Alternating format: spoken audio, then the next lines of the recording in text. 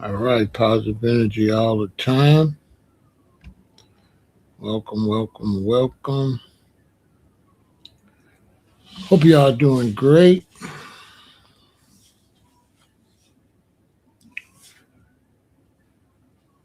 This is a little strange conversation, but I guess it got to be had. Hit the like button, share, subscribe. Shout out to all my people on Facebook. I'm representing Chicago, Illinois. Kick, Twitch, YouTube. I am representing Chicago, Illinois. We got Atlanta, Georgia in the building.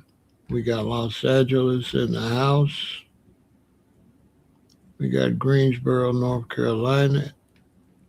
Good to see you, sweetheart. I hope everything's going well. Okay. Salute to Brother Azim.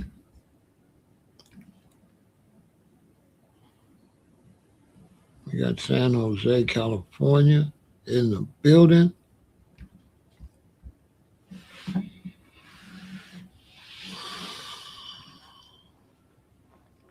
So here we go. I want to say shout out to Cult Figure TV News. Go subscribe to Cult Figure TV and Cult Figure TV News. The brother's doing a real good job. Salute to him.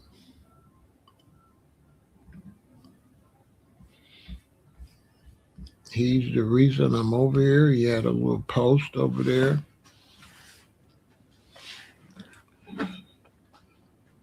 He was venting about just like I'm getting ready to do. It's ridiculous. I don't want to say any names. I just want to deal with the issue. It's totally ridiculous. It's a disgrace.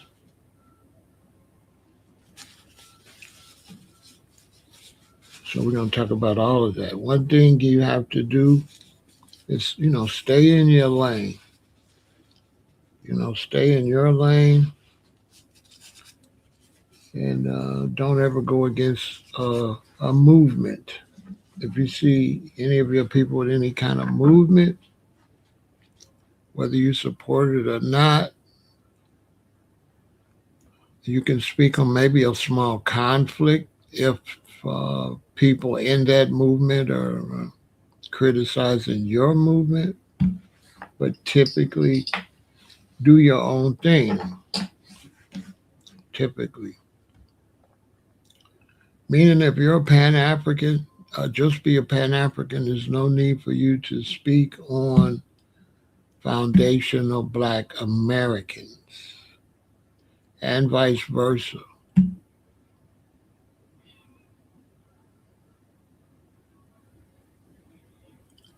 Not if you're doing it contrary to what you're doing. So I don't feel like to push reparations. I don't feel like I have to be anti Pan African. I don't. That doesn't make much sense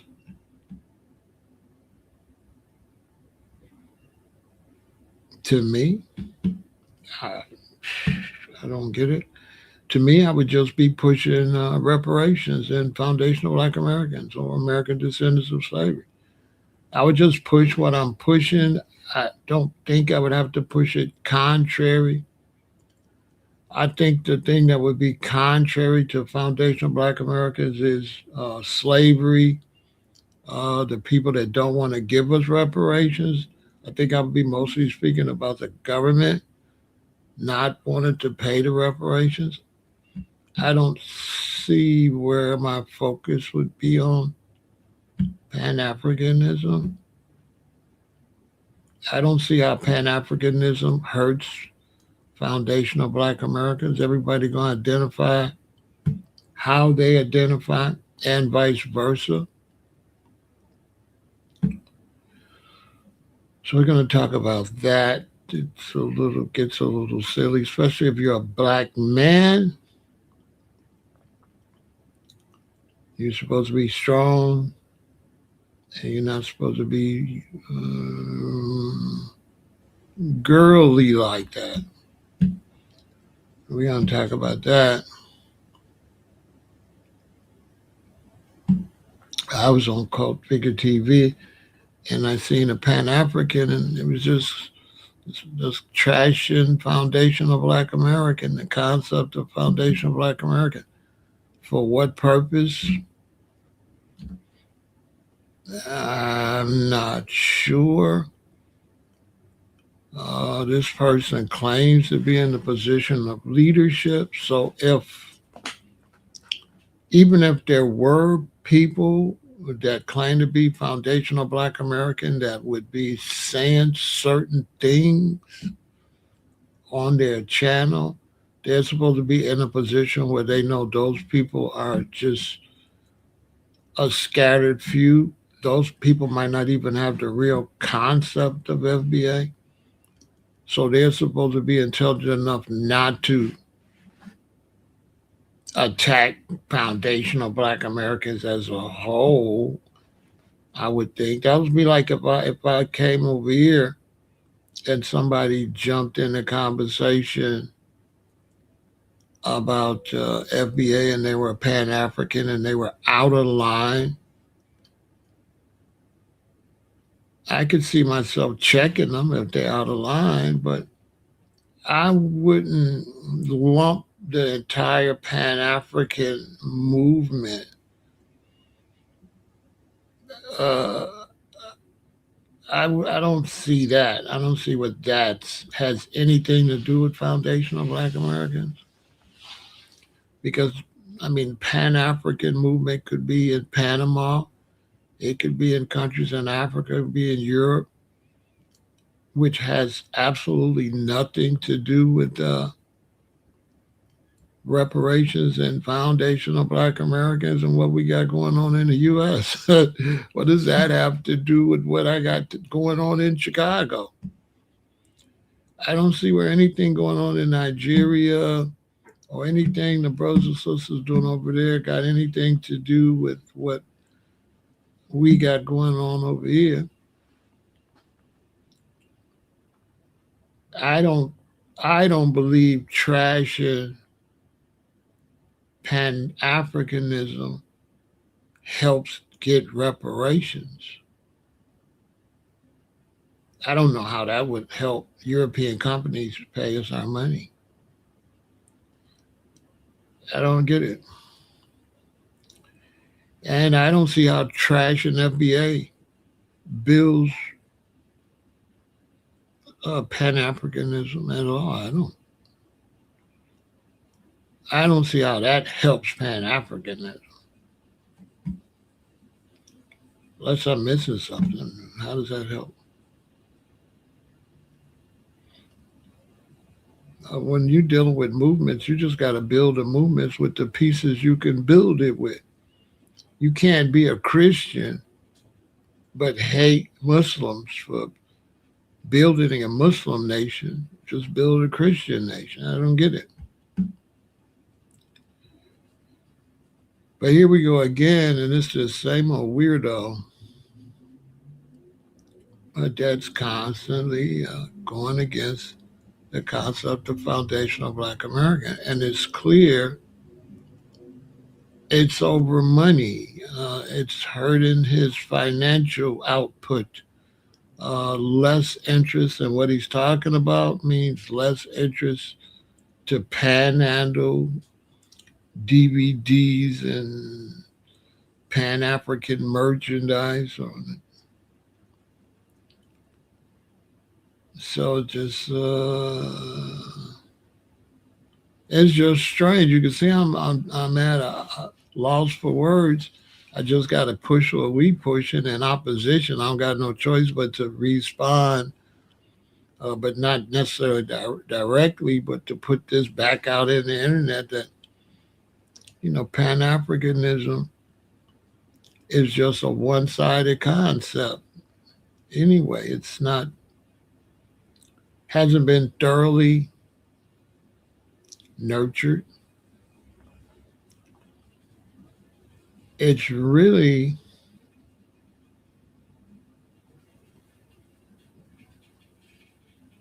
a concept that is worthless if it's not strong in Africa. It's pretty much a waste of your lifetime. Uh, if you're in the United States or somewhere like that and you're pushing Pan Africanism more than Africa, you got to think in terms like I'm 68. How much of your life do you want to spend on a total lost cause?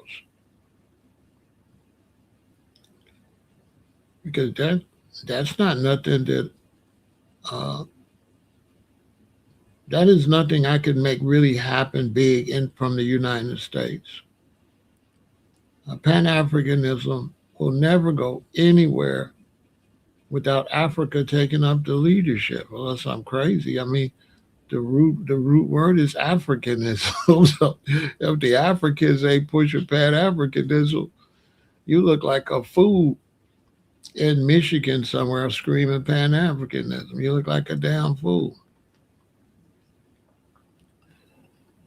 Crazy. Pan Africanism ain't even nothing in Detroit or Michigan. What the hell are we doing? It ain't nobody on that block. And there ain't nobody on that block is a Pan African but you.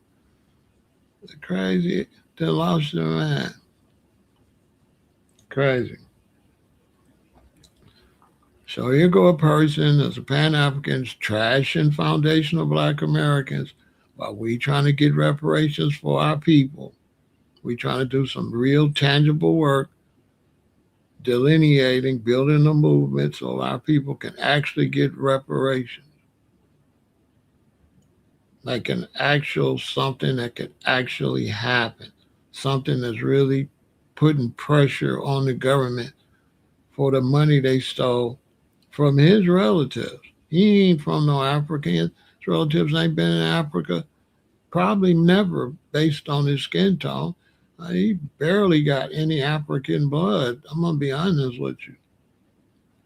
You know, for you know, I identify with ancient Kemet, but not up close. And some people get that confused. Yeah, I identify with ancient Kemet, but distant. I can't. I'm not gonna put that over Alabama or Chicago. Uh, but I recognize that kind of stuff from a distance,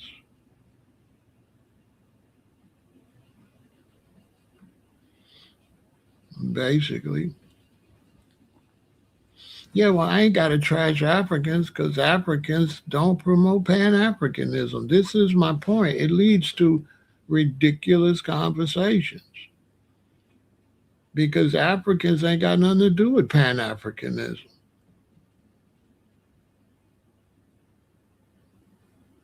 There's no Pan Africanism in Africa. They try to say there is with Mali and Burkina. That's, come on.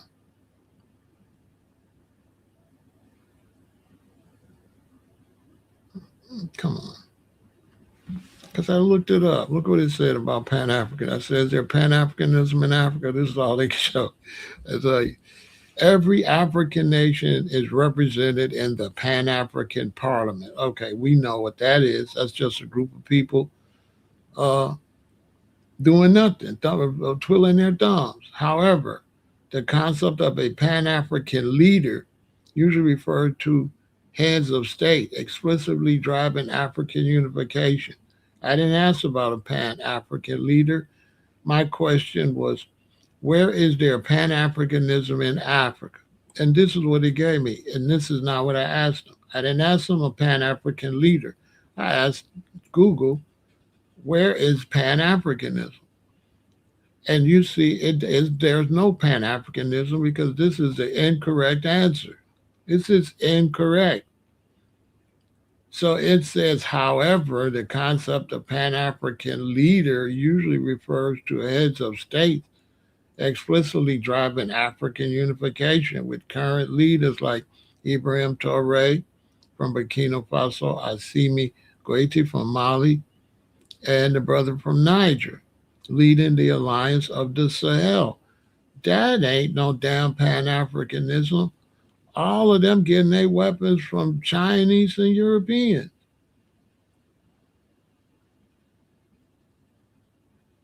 That guy Ibrahim is constantly shaking Putin's hand and the leader of China. That's not Pan Africanism. What? They're not unified for Pan Africanism. They're unified to fight against radical Islam coming down from the Sahel. The Sahel, the alliance of the Sahel. They're not trying to unify no African countries. They are unified in that area to fight radical Islam, which many of the soldiers in radical Islam are Africans. So fighting Africans that are following Islam and using Chinese weapons and Russian weapons to fight Africans that's following Arab religion. Uh, is that Pan Africanism? I'm confused.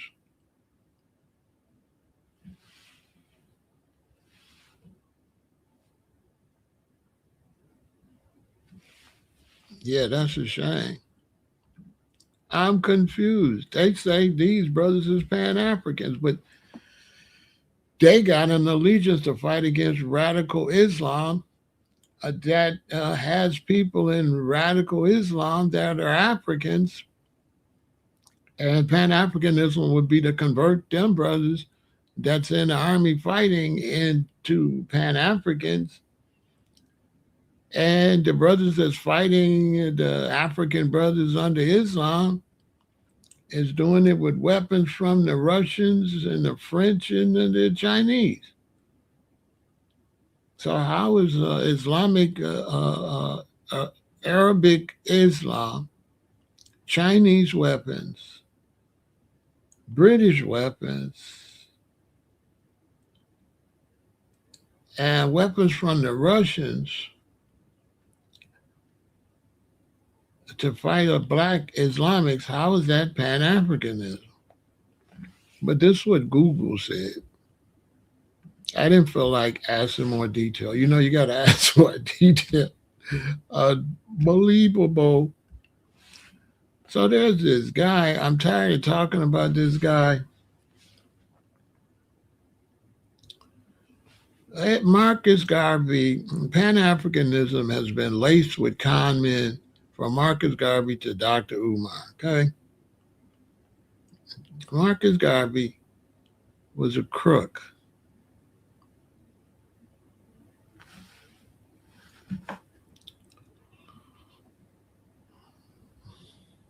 They never made it to Africa.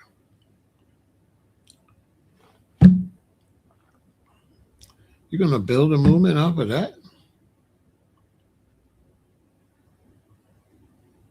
Crazy.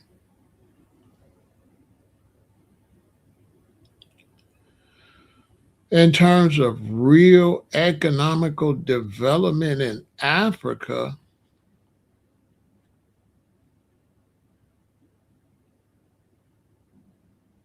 the biggest threat would be for us to do that is for us to get reparations, I would imagine.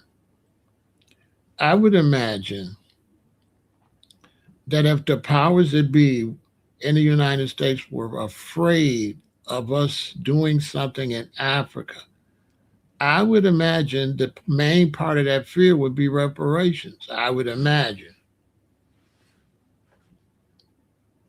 I would imagine the biggest, one of the biggest helps to Africa would be reparations to us that many of us would invest in Africa. I would think if I was looking as a real general or well, I'm not a general, I'm a commander in chief. Okay. I was a 5-star general in my 30s.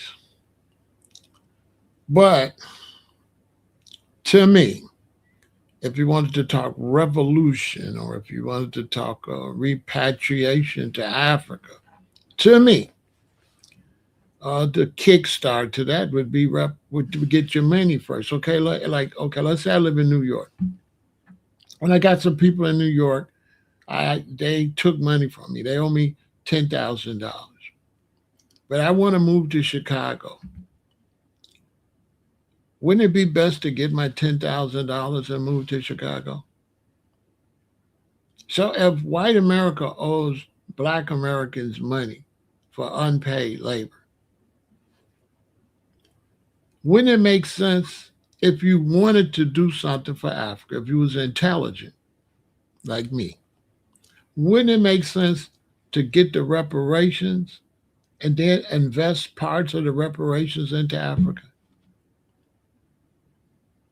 If you was really a real person that really wanted to do something in Africa, would you not include the money from reparations? Would you not get what they owe your mama, your daddy, your grandmama, and all them? Or you just say, the hell with your mama and granddaddy and them. The hell with how they got mistreated. You'll just say, the hell with all that, and you'll just run, and then you'll just talk about going to Africa for 30 years and never leave. That's another point. How long can you talk about going back to Africa and never go? I'm just being and sell a bunch of DVDs about ancient Kemet and all that, which has nothing to do with repatriation to Africa. A bunch of historical stuff about fallen civilizations that won't be there when you go back. You won't have the military to rebuild those fallen civilizations. You don't have no money finish building your civilization over here. and you're mixing ancient Kemet with Pan Africanism, which is an oxymoron. Those don't mix together. Like Egyptology does not mix with Marcus Garvey. I mean, I'm just keeping it real. And if you're a teacher, you got to make sure you make that clear to your audience. Listen, this is this, and this is this, and this is that. Like I do, I make it clear. Yes, I got a Kemetic name, I got an Egyptian name, I got Egyptian DNA, but my blood is in this soil here. I've been over here. And if you're a ruler over there, and through slavery and birth, you end up a ruler over here, then a ruler's going to rule where they at. A ruler's not going to dream about going somewhere else and just be a buster and ain't pushing no line where they at.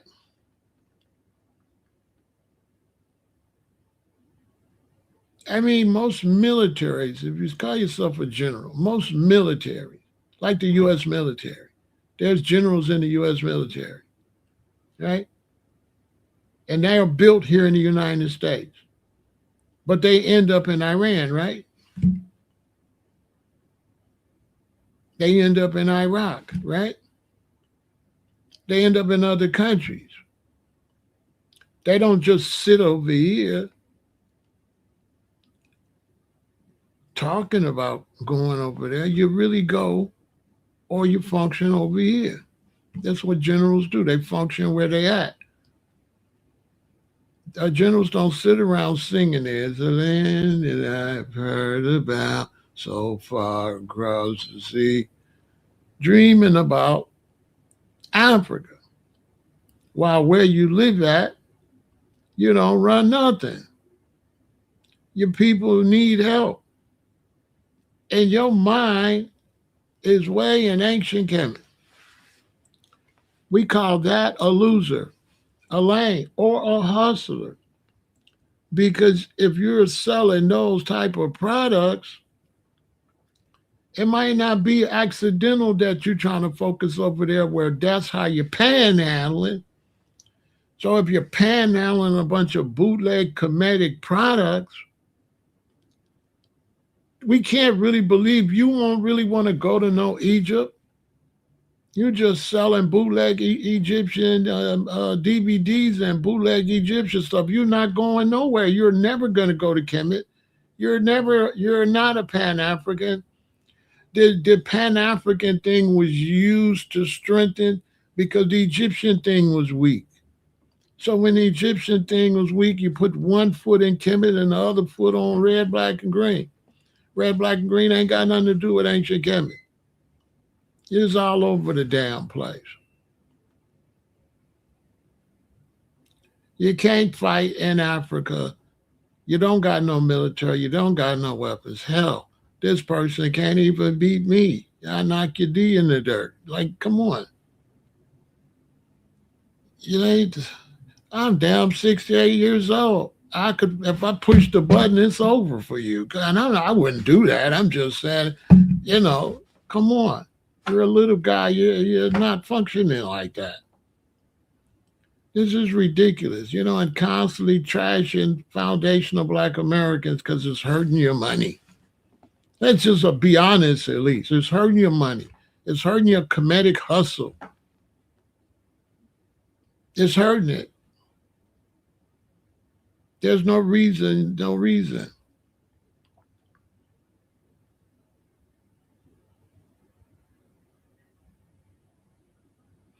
He keeps visiting Egypt, right?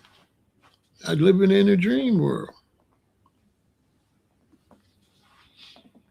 The Arabs control the whole northern top. I mean, foreigners control the whole northern part of Africa. So if you're a certain age and you're really military tactician, you're going to look, okay, how long will it take Black people to take back North Africa? Okay, that could be my great, great, great grandchildren. So now my life, what should I do with my life to get the most benefits of my life? Should I sit around barking and howling at the moon, or should I do something that possibly could get something done? One thing about reparations could happen now or for the younger generation that's here right now. That's something that's more tangible, more closer to touch.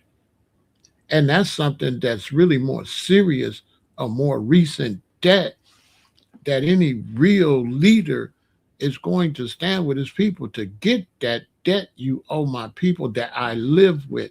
Because generals and leaders, they fight for the people they live with. They don't fight for no imaginary belief system. So there's no you can't be no military person and fighting for somewhere where you're not stationed at. See, in military, you're stationed. You're stationed in the Philippines. And that's where you fight at. You can't be stationed in the Midwest and constantly focusing on something other than you stationed. At that point, you really not stop using the military term. You just a bootleg talker. You just bootleg. There's nothing military about you. You're not doing anything militarily. You got the wrong title.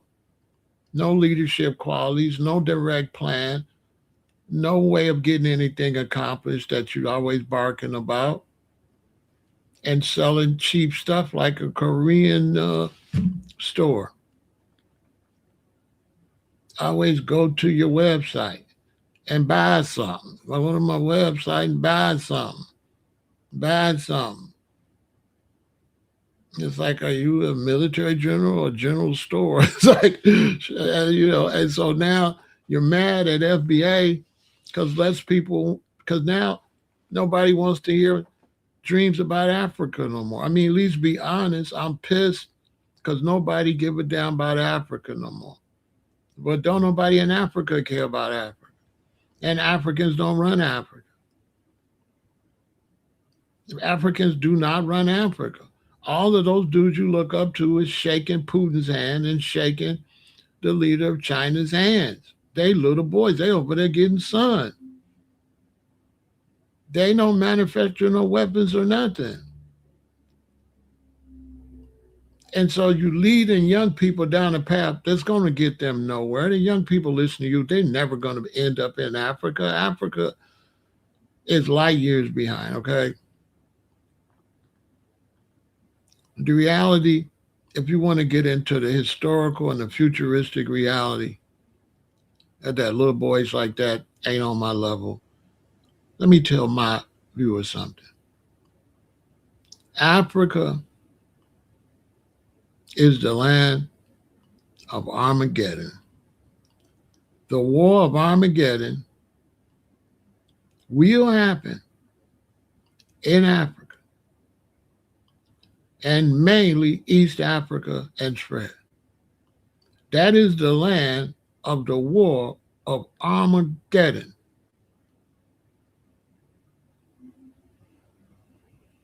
If there's a house in Chicago and it's full of diamonds and gold and wealth, why would I lead y'all into that house knowing that everybody's going to raid that house to take that wealth, and y'all don't have the military to defend that house and protect yourself with all that wealth? What fool would go sit on top of all that wealth? If you want to talk military, Africa is a big old bank waiting on a bank robbery. Why would you lead some people over there to just be nothing? Why would you want Black Americans to go over there and be nothing? Black Americans are stupid to go over there. Straight up.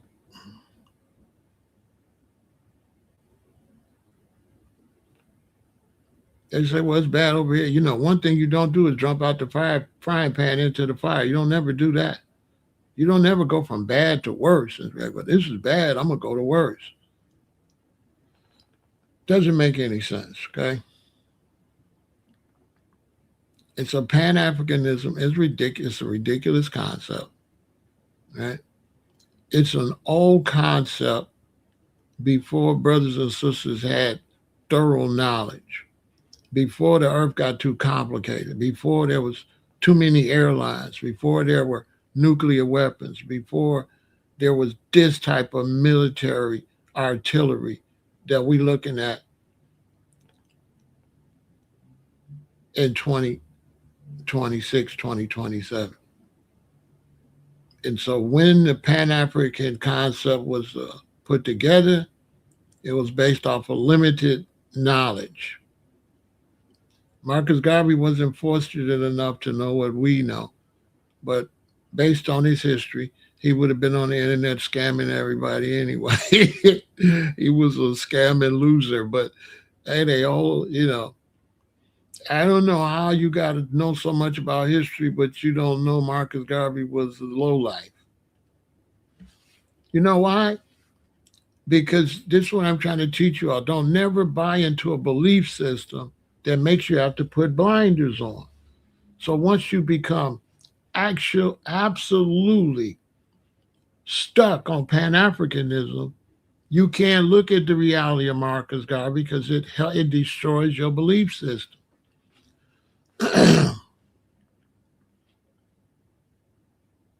And this is something I've practiced. Everybody know as a young person when we had less knowledge, I was a Rasta man. It was a great concept in the 80s. It's not a great concept now. It's a great concept when you have a less information to look at.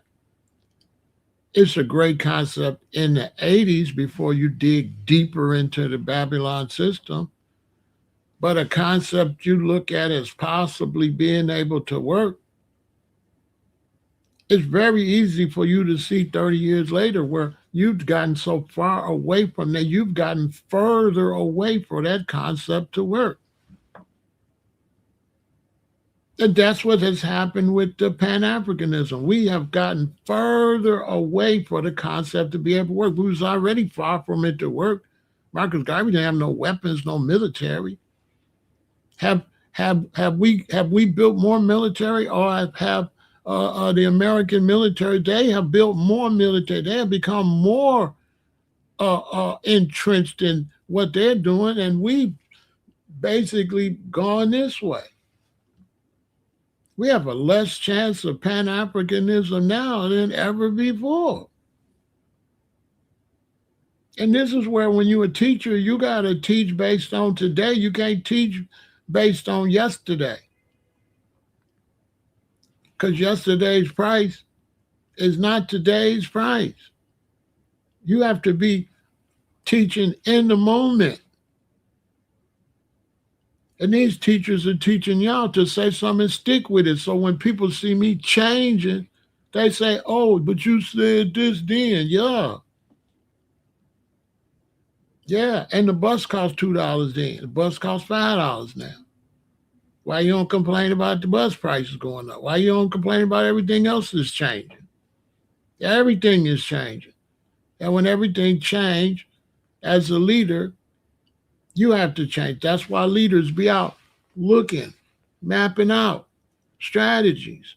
A leader just don't pick no strategy and say charge when the circumstances on the battlefield have changed. A leader looks at the battlefield and say, hold on. Things is changing. Wait. That's what a leader do. Them old cybernetic concepts, I seen him pop out. They all going broke because they can't, nobody want to hear that stuff no more. So they're all popping out. They're all popping out. They're all trying to figure out a way how to stop foundational Black Americans, the concept to get reparations. Because the concept to get reparations erases the dream concepts. Getting reparations is something tangible we could do. All that stuff they were teaching was a dream. Make believe it was a dream one day. So I know they're never going to Africa. All them outfits and stuff, he's going to sit his ass right there in New York and talk and take people's money. He ain't never going to do nothing that he pretending that concept is about. That's both of them. All they doing is making money. We seen it with Polite. We seen it with them. It was a hustle. I'm one of the few ones didn't hustle, y'all. Did I kiss ass to go on Sinetta to be a Sinetta star? No, I went over there and dissed them. I wasn't gonna lead y'all over there with that fool. I seen it with some. They wanted me to, and everybody over there, they use you and throw you out. Look, who been over there? Everybody. Where's young Pharaoh? Where's all of them? Where's Tahuti? Where's all them people been over? Where's the weird one that tried to look like an Egyptian? That was all feminine. Where's he at? Shaka, I think his name. Where they all at? Now they got the other little weird dude with all the African clothes on, got all them bangles and stuff on, trying to sell think that dressing up in the Halloween outfit is going to sell something.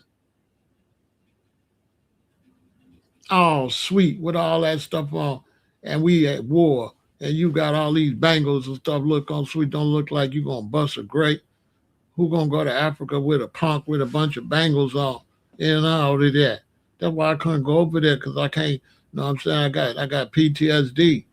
And I'm gonna say. Them dudes put on all them African clothes and stuff. They don't be looking feminine to you. Let me tell you something, man. I bought an African medallion. I had a dude make me an Africa with an Egyptian thing on it, and he wore all them African clothes and stuff, right? So he had a bunch of jewelry, so I had him take the pharaoh head and put it on the Africa, right? He made it for me, cool. Young black conscious dude. Me, I'm young, I'm a baby. So as years go by, I never paid attention. They had a little African tail that they be switching around, and they like to wear the long African clothes, the men, right? I wasn't peeping what was going on.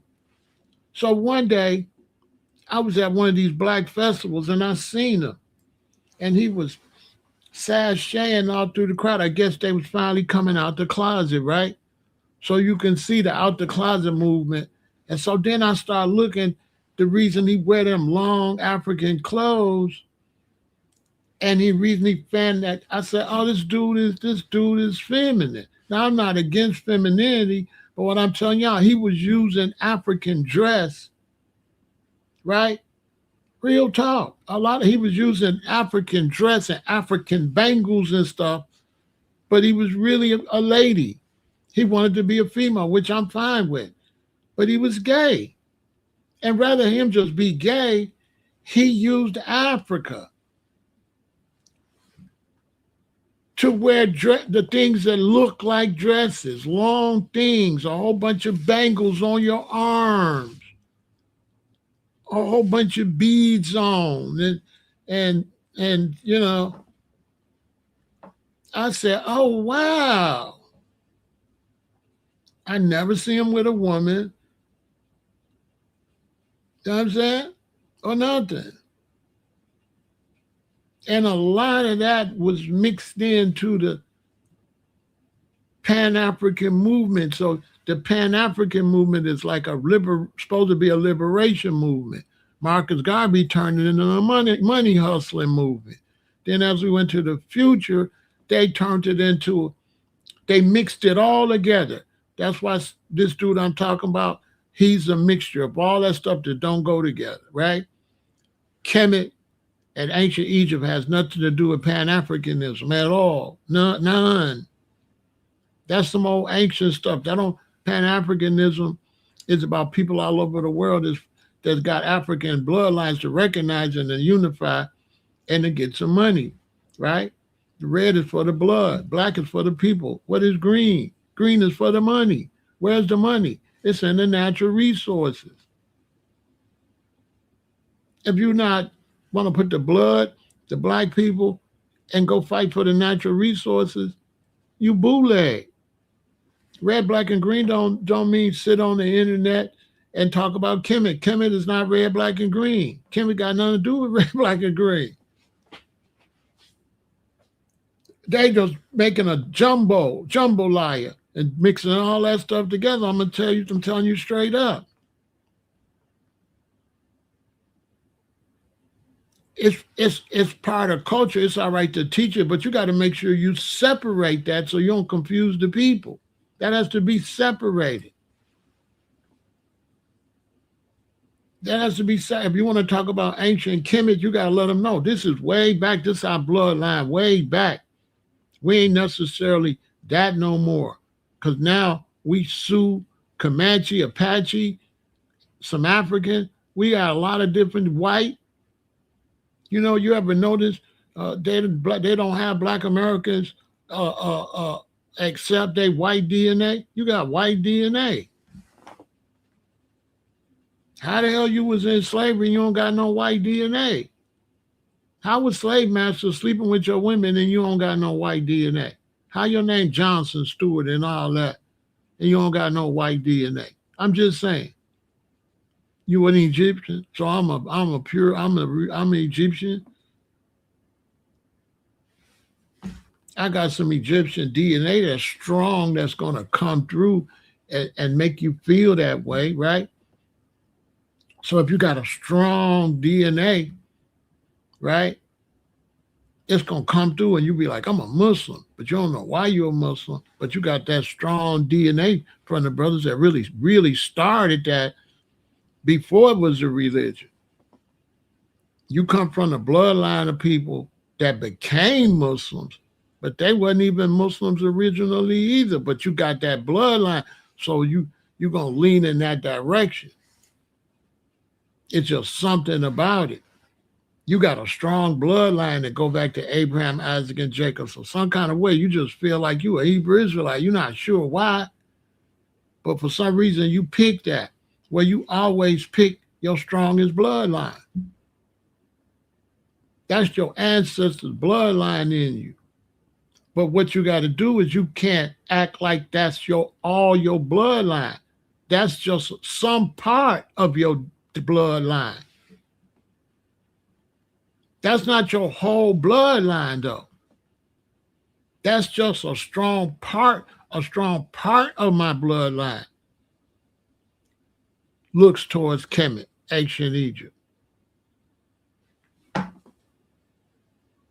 But I'm Sioux and a whole bunch of other stuff. It's just that strong part makes you lean a certain type of way. But if you notice, you'll never lean all the way because you ain't all the way that. You'll lean somewhere there. You ever never notice? You lean, you're a Muslim, but you don't feel like 100% that DNA. I don't feel 100% Kemet like that. I don't. Not 100%. It's there.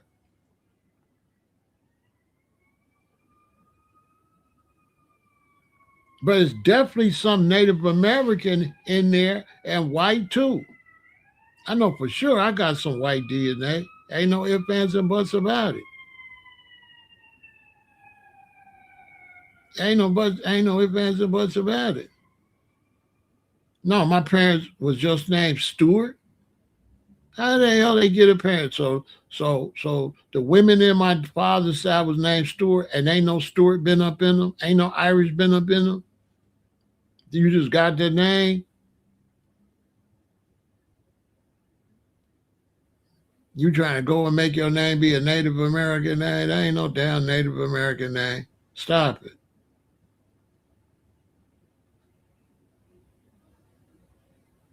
How you in the United States and deny that you got all kind of bloodline? The fact of the matter is, the reason the Black Americans is the superior when it comes to sports and everything is because we got all the bloodline. To be honest, if you want to really get heavy, if you really want to get heavy, Black Americans is superheroes. We the people, like if you when there was one people on this planet, and then after time it became a bunch of different people and floated all over the place. Remember in the Bible, God said, I'm gonna split y'all up and split y'all like. Guess who the people that put that all back together? That's us. We the original man for real. We white, Asian, you name it. We got blood from the whole planet. Black Americans. Black Americans are the only people that have blood from the entire world. Okay, ask your question. We the only ones. We the only ones. If you study the Bible and you know that the Hebrew Israelites went to Egypt, you don't think they was having sex?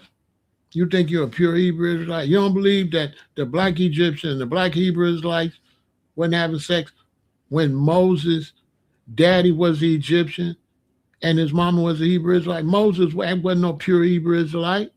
Moses' daddy was a Pharaoh. Moses wasn't no Hebrew, he was half and half. Moses wasn't no Hebrew Israelite. Moses was mixed.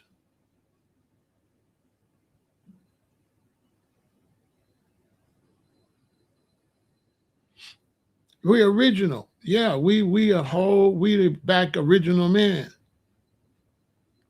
Elijah told y'all. Elijah Muhammad knew all this. He the only one really knew. Elijah didn't get to teach everything he knew because it was too much for y'all. So he just was dropping little bits. He didn't. Elijah Muhammad didn't tell everything he knew because the audience wasn't going to be able to handle that. So he tried to just drop some. Elijah never told everything, man. I'm telling you. Elijah never told everything he knew. Like, go back and look at dude's picture. You're looking at the ultimate master teacher. I don't know if you know what you're looking at. Well, y'all need to go look at dude real close. You need to go look at Elijah close. If he don't look like a spaceman, it ain't no such thing. Like Sunrise said, him and Elijah, he think they relatives. Their last name was Poole. Their slave name was Poole, both of them. Facts. Sunrise last name was Poole. He used to always say he believed Elijah was his relative.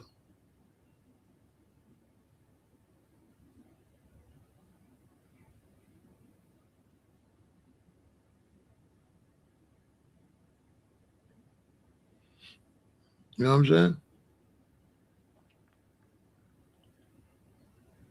Yeah, I want to change my conversation, but I'm not going to change my conversation.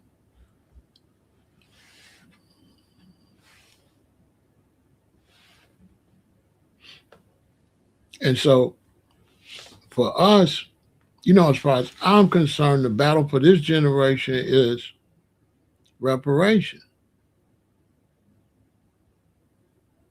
to me. Now you'll say, well, why do you feel reparation is the main battle? I feel reparation is the main battle because I believe we're the first ones to be able to do it. And I feel for us not to fight for reparations makes us cowards.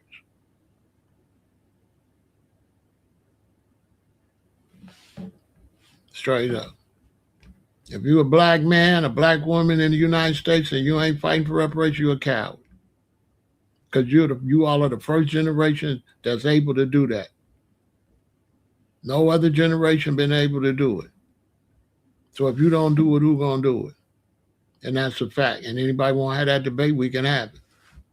This is the first generation that's able to fight for reparations.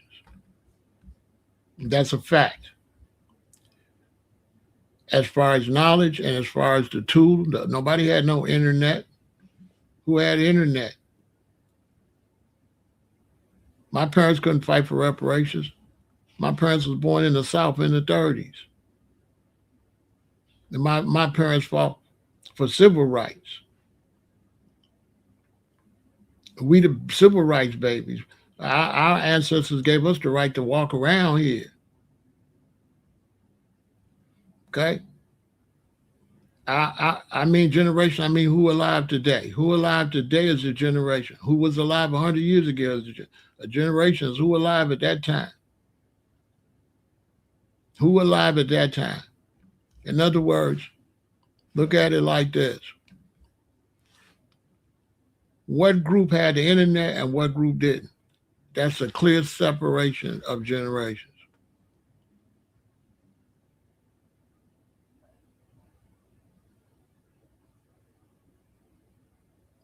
That's the generation I'm talking about.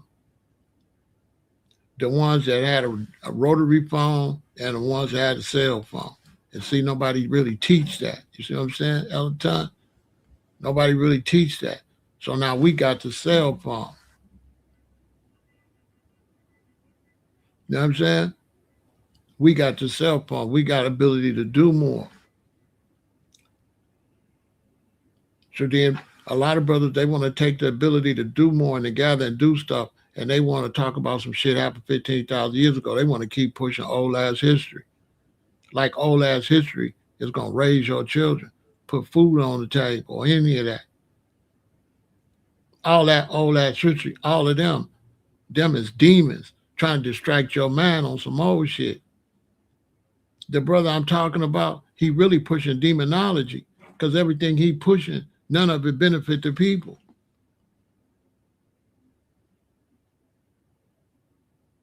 There is nothing that you can even learn from Malcolm X that will benefit you if you ain't going to stand on business from his point on. If you're not going to take no action from Malcolm's point on, then Malcolm is irrelevant. That's like I walk so far and stop, and then you go start telling about how far I walk instead of you walking further. You just go stand where I'm at, and you write books telling everybody that I walk from here to here. Yeah, Pharaoh walked from here to here. Pharaoh walked from here to here. Pharaoh, but you won't take your monkey ass and walk from here to there. You standing here talking about how far I walk, but you ain't walking nowhere. That's the brother I'm talking about. He keep reading about what somebody did 1,000,000,000 years ago. Man, don't nobody care nothing about that. Nobody care nothing about none of that. Nobody care. And if you say it's fear, speak for yourself. Just say you scared. Just say you scared. Don't come over here saying we scared. Speak for yourself. If it's fear, be a man. Come and say, I'm scared, Pharaoh. It's fear. I'm scared. Stop putting something on everybody that you won't put on yourself. Black man, why you always putting something on the group, but you never put it on yourself? You stand on it then. Say, Pharaoh, I'm scared. I'm fearful. Don't put that on me. Don't say we punk. Say, I'm a punk, Pharaoh. That's what you say. Stop trying to put your weak, scary ass on the whole nation. It's not fear. It's a lack of knowledge of self. It's a lack of knowledge on what you're doing. That's what I'm bringing to the table. Sometimes when you come, you a demon. You interrupting the subject. You interrupting the flow. Like a Luciferian. You breaking the cosmic wave. I'm putting a wave out. You come chopping it with some information that don't fit my information. Now I got to drive a stake through your heart and throw some garlic on you. You understand? Because I'm Van Helsing, the Dragon Slayer, and all of that. Vampire Slayer. I be seeing that stuff. You want to come sprinkle, you know what I'm saying? I ain't even finished cooking. And you trying to set the knives and forks and all that, and the food's still in the oven right now.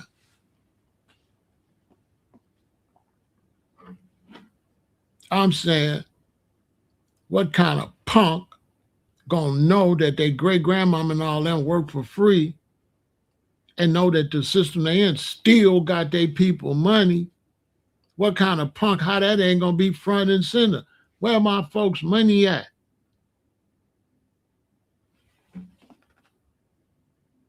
So if you ain't standing on getting your ancestors' money, you ain't no general, you ain't no private, you ain't no military, you ain't nothing. You ain't nothing. You's a punk sitting there saying, they could rob my people, I'm cool, go buy my DVD, go buy some cologne, go buy some Egyptian soap. Like a doggone red, black, and green Fred Sanford or something. Shooting down FBA. But you're supposed to have knowledge. Anybody with knowledge know FBA is delineating. Delineating means reparations. How you ain't got no knowledge, you don't know what FBA is about?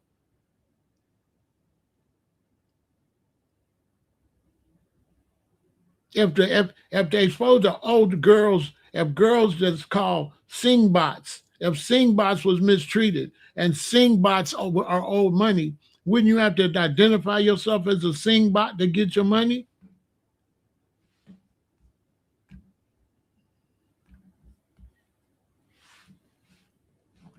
Wouldn't you have to identify if they owe you or not?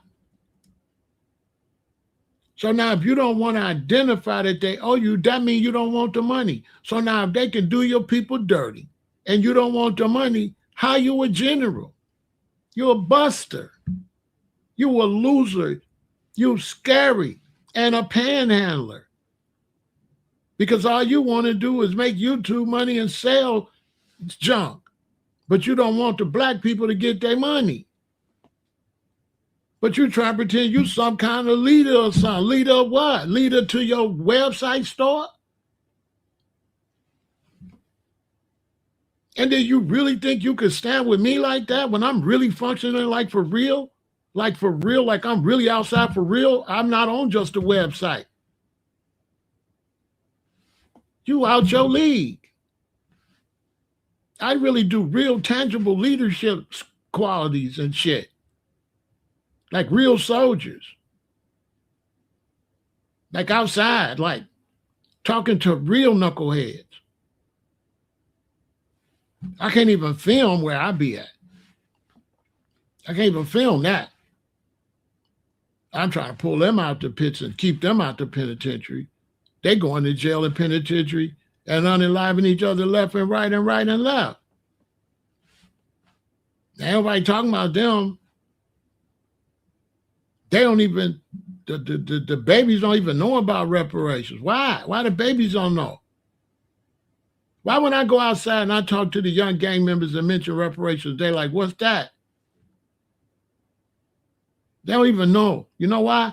Because you brothers ain't doing y'all job. Y'all brothers on this internet, you ain't doing your job. You ain't spread that they even did nothing to us. You trying to bury what they did to your ancestors, talking about what something happened way back in ancient Egypt. Man, if you a punk now, you was a punk in ancient Egypt. There ain't nothing royal about you. Ain't nothing comedic. You ain't no comedic ruler like that. And you let people run over you and you don't go get the money and you know the history. That's why I keep telling y'all ancient history is trash. The only history is valuable is history right before your life. Facts. History 10,000 years ago is trash. The history you need to know is what happened 100 years ago. That's your history that you need to know. If you live in now, here, you need to know this history that got you from here to here. This history is irrelevant. Facts. Totally irrelevant.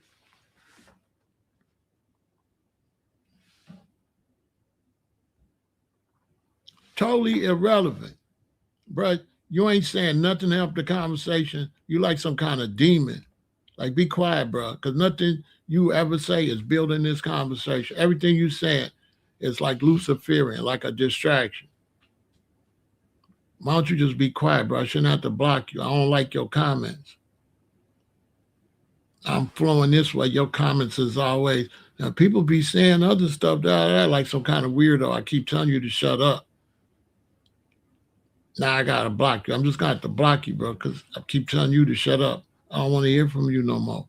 You whack, you trash, and you like interrupter. You don't bring nothing to the table, bro. Shut up. Okay?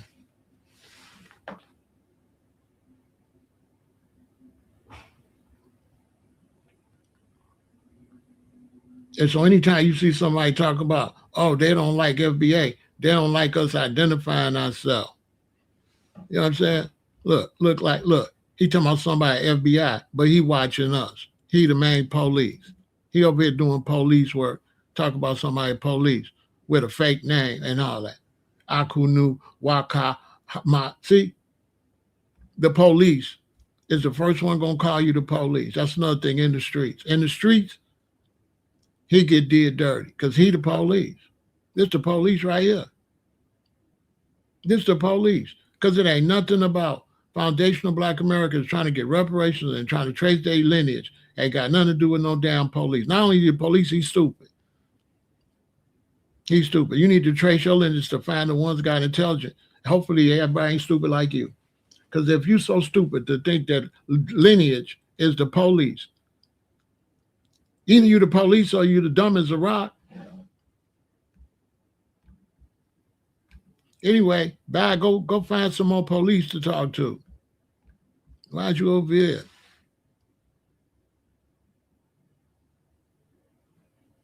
Each generation has done a lot, but it's up for the older people that's closer to the last generation to show the next generation.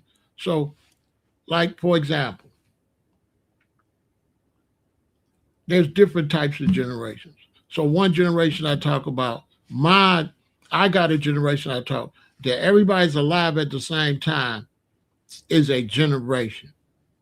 So all of us alive now is a certain type of generation because we are alive now, right? So we are the 2025 generation.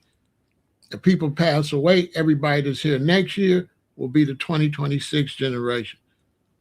The year after that, you'll be the 20. So we'll be the 2027 generation next year because it's 2026.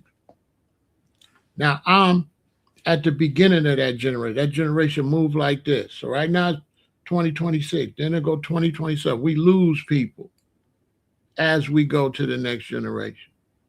So that means I'm born in 1958. So that means I've seen all the other generations. So my job here at the beginning of the 2026 generation is to give information to all these people as we go and as they go into the next generation for them to pass it down to the next people that's coming into the generation. So when you get to 2027, 2028, there'll be new people. The people from the past part supposed to pass the information down so we can stay updated, just like your computer reboots and your phone updates, so you can update your system so we can know what we're doing. But we constantly moving forward. We not going back this way. So it's not for me to give you no whole bunch of old stuff unless that old stuff moves you forward. If you're teaching any old information that does not move you forward, you're a loser and you're a distraction to the people.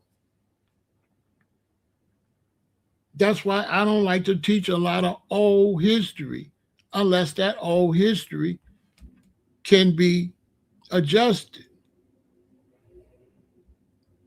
If that old history can be adjusted and benefit the future, it's no good. It becomes obsolete because we got babies coming up. So if you want to really go into knowledge, stop locking into this internet and go look at your children. My youngest child's in their 30s. I got grandbabies. What are we going to do for them? What are they going to know? How are they going to have any information? What are they going to do if they log in and see daddy or see grandpa? What they going to learn? Or see great grandpa? Just some foolishness? Or I'm going to give them information that they can go forward, teach them how to go forward. I don't want to teach them to read no whole bunch of old stuff. If it ain't nothing that motivate them forward, it ain't no good. That's why in real knowledge, most of the old stuff you read is valuable for you to go forward. Like if you're a farmer and there's certain things that you still need to know from farming that was developed in the 1800s, they're going to still teach that. Why? Because that's valuable, because that still works when you're farming. But black people, we're not passing down the knowledge that's valuable that still works. We passing down a whole bunch of stuff just to memorize. Just unnecessary stuff that's not even tangible. Not really. If you know a whole bunch of black history, how could you apply that? You can't. It's not applicable. because we just pull up any history instead of the history on how to build, how to grow food. We're supposed to pass down history that's applicable.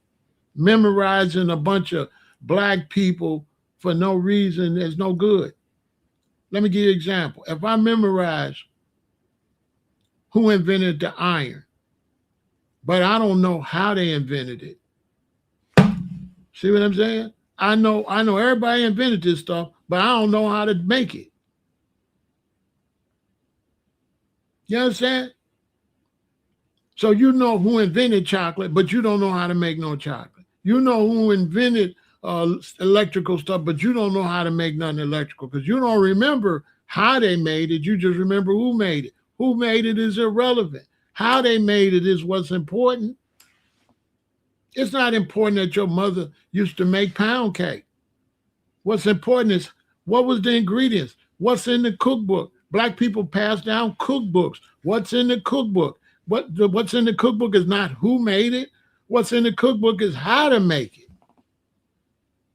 They trying to teach us who, but not how to do a damn thing. We don't know nothing that all them black people made. We don't know how to make. Our kids don't know how to make it. They taking all our inventions. They teaching it to whites and Asians is learning how to make it. They going to actually learn electricity, actually learn plumbing, to learn actual technical skills that can make stuff. Y'all got these funny people on there parenting a bunch of stuff. It ain't nothing you learned off of Sinetta TV that in the whole billion years he been on TV that can do anything for the black race. That's why I was so disrespectful. He ain't teach you nothing, not even no unity. All he taught was division. And he done popped his head back out. I seen him getting into it with Whack. Whack 100 wasn't going. He already knew. He already know everything about you, dude. He already know you the police. I seen Whack getting that say, I'm like, look at Sinetta old ass out here. The goddamn Whack got to get on your head. You trying to pop out with that old washed up stuff. Go sit your ass down somewhere. That stuff over. You didn't do nothing for the community. All you did was steal people's knowledge and sold it. Stole everybody else's writings, Francis Welsing and all them and Malcolm, and made money off of their shit. Out there bootlegging people's videos. Back then, brothers and sisters had videos. He was the black conscious video bootlegger. That's how he got in the gang. Standing in New York, selling people's information. Take a Dr. Ben lecture and sell it. Dr. Ben don't get $1 from it. That's what he was doing, scamming the culture on my soul. That's how he got in the game, stealing from his own people. He didn't get in the game and say, let me start a real company. Let me figure out a way to pay these people for this. Let me redo this stuff so the young people could do it. He didn't do it like that. He didn't teach y'all nothing. He could have taught y'all how to go into business and how to make money and pay our ancestors and our old teachers. He could have put money in their pocket. He could have turned that into legitimate business. No, he was bootlegging. He didn't go to Ben and say, listen, I want to sell your lectures. Is there a way we can get the rights for this? And I could write you a contract. You make so much off of every video. No. He just went and took people's information and sold it for itself. No, Sinetta from some island. Sinetta from some island. In the 80s, okay, we had the Black Power movement. When the Black Power movement fizzed out in the end of the 60s, then we went through the 70s where we was getting money. Then they wanted to bring another conscious movement back. So then all the tethers jumped in the conscious movement. That was their way to get in the door. So they put on red, black, and green and got unks and shit and ran the game on us. The tethers. They was the main ones doing all that black conscious stuff. Yeah. And what they did was They was Luciferian, so they made sure they split it up. They split it up. So instead of it being a conscious community, they split it up. Like if you look at Sinetta, he split everybody up, turned it into debates, fights. Remember the Hebrews was gonna beat up polite? Yeah, that's what he did. So instead of like doing that, he pimped it and made it like WWE boxing and wrestling. That's what he did. He pimped it, split it up, had everybody arguing, further separated the black community because he a tether. He not from here. He don't got no interest in uh uh he don't got no interest in uniting us. He don't have no interest in that. He didn't have no interest. Yeah, whatever can make him $1. And then he wasn't us. And you got to understand, foundational Black Americans, people that's not foundational Black Americans have jealousy in their heart. I'm telling you, not all of them. We got some good brothers and sisters, but typically there's a jealousy with them. With all our accomplishments, with all our fame and glory around the world all these years. They've been sitting in Africa and sitting in the Caribbean watching us, watching their own people cheer for us. So the first chance they get to come to America, they don't like you like that. They don't like you like that. To the point where foundational Black Americans found out. Why you think we don't care nothing about the Haitians? Why don't they leave us alone? They don't really bother us. They just don't like us. They don't really bother us. They just don't like us. They can't bother us because we fight and stuff a lot. So they do it on the internet. They do little stuff. They be trying to pump up each other more than anything.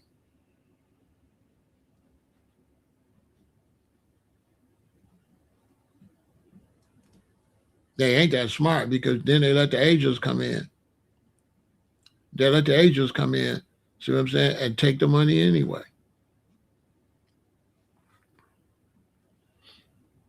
You know, the Africans came in and separated from us, and the Asians peeped it and seen that the Africans could sell us stuff and didn't have to act like us or be like us. So the Asians said, okay, I'm going to do like the Africans, which the Asians was doing it before the Africans, but the Africans showed them they could really do it. Not only could they sell us, but the Asians put the Africans out of business. They don't tell you that. Here in Chicago, the Asians put the Africans out of business. The Africans tried to go and be up on the north side, had their shea butter and their oils and stuff. The Chinese went to Africa. The Chinese got power. They got military. So they getting that stuff straight from Africa. So the Chinese is getting the shea butter and all that stuff straight from Africa, come and go up on the north side and outsell the Africans. I wanted to get some shea butter. It said it had a place that had shea butter.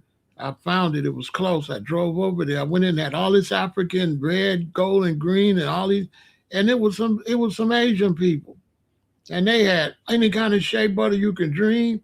They had any kind of African oil you can dream. They had any kind of tea. You name it. Name any product from Africa. On the north side of Chicago, the Asians got it. The Africans is out of business. They drive an Uber and Lyft and cabs because the Asians went straight to Africa and got it, and the Chinese got ships and stuff. The Africans ain't got no ships. The Africans ain't got no ships or nothing. They don't got no big airlines, airplanes, or cargo planes to fly, but the Chinese do, and the Chinese government work with their people. Africa ain't got no government. See, that's China. China's a country. Africa's a continent. You know why Africa's a continent? Because they divide them up, make them a bunch of small countries. They don't want Africa to be a country, because if Africa was a country, now it could compete with China.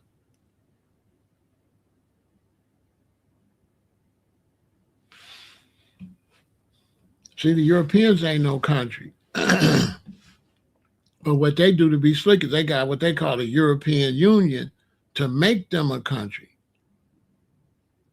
Yeah, they against Europe under the European Union in case they got to be a country. Africa don't have that. European Union is another way of saying United States.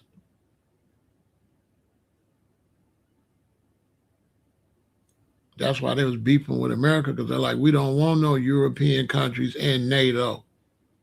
We want them in the European Union. We don't want them siding with America. That's what that secret beef is right there between NATO and the European Union. The European Union, like, y'all got to get out of NATO. Y'all ain't NATO. Y'all the European Union. We don't work for Americans. That's a whole nother conversation. But Pan-Africanism is the worst thing you could do with, right? Like, it's a total waste of time. Pan-Africanism is a total waste of time. It's never going to go nowhere. It's just something you do to feel good all over.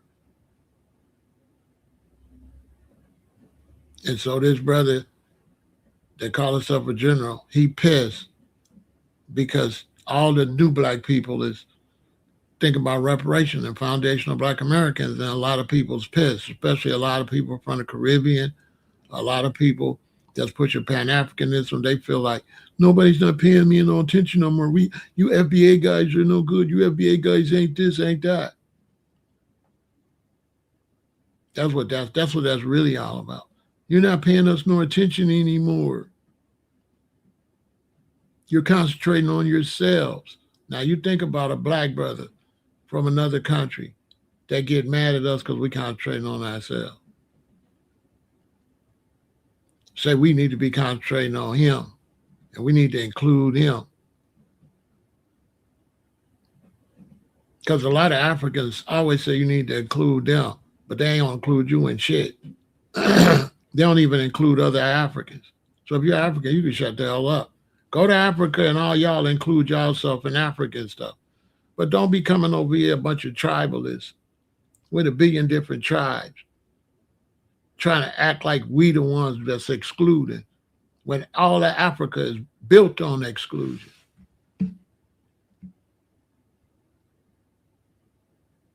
When you see Africans criticize FBA for being divisive, they phony as hell. They phony. Exhibit A. How you gonna call somebody divisive? Look at this. There's this term that I know people are not gonna like this, but I don't like the term FBA because I think it is the most separatist term. What it does, it furthers this idea of separation. My father used to tell me, I don't know what all these fuss is about. They are the same people.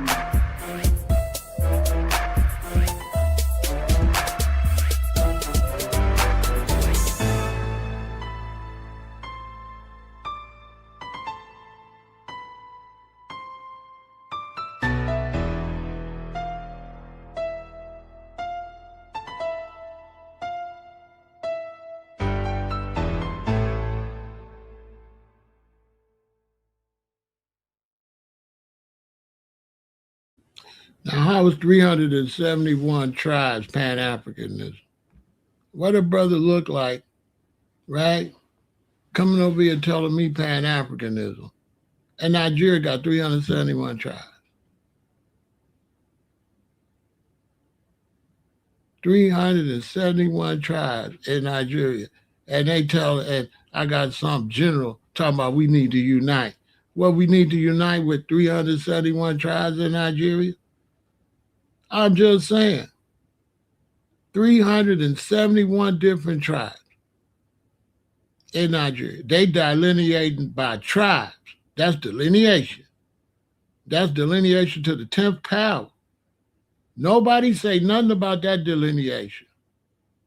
Nobody say nothing about the delineation of all the 54 African countries. All those countries, that is delineation. They are practicing delineation within delineation. But yet you got Africans and on the thing talking about FBA is separate. African talking about separate is you don't get no worse than that. And this general, he's supposed to be an expert on Africa. He don't never check them. All he do is criticize his own people. He ain't standing up for his own grandmama and them that been cheated. His punk ass don't even want reparations for his own family. His own family was cheated out their money. He called himself a general. He ain't standing up for the money that they cheated his great grandmama, his great great grandmama, his great great grandpa, his great granddaddy, his great great granddaddy, his great great great. All that money they cheated them. This punk general, he ain't standing on that business. He worrying about Africa.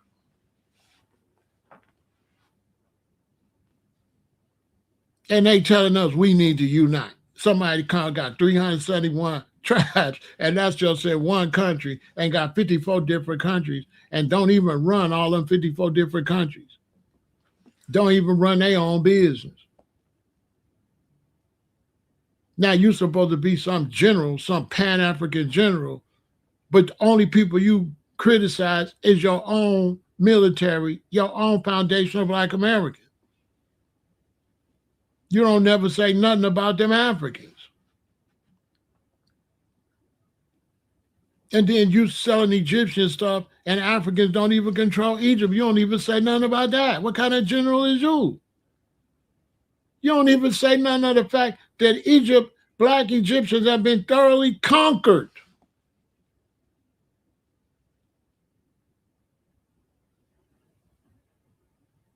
But you want to sell me an ankh and some soap.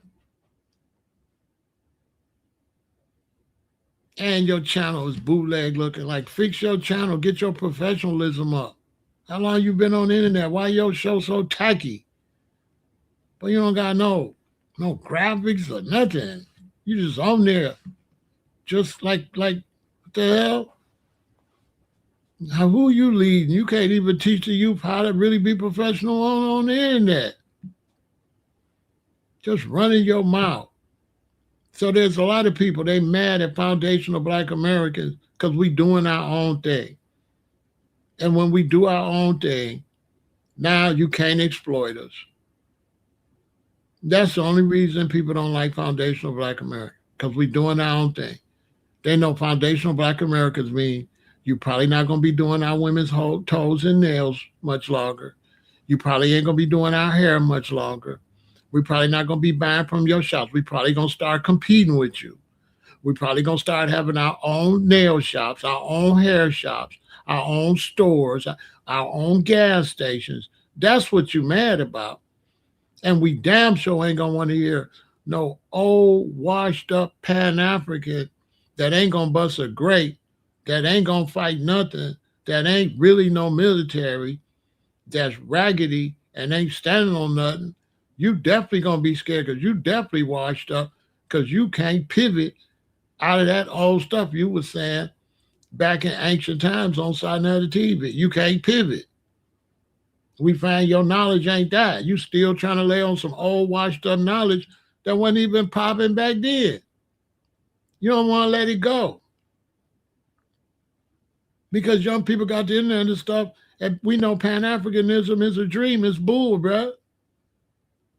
Nobody want to hear nothing about no Africa. Africans don't get along. I just showed you got 371 tribes. That's just in Nigeria. We ain't got time. We got children. We got older relatives passing away. Okay? Somebody I know just lost their mother. Like we got our own problems, bruh.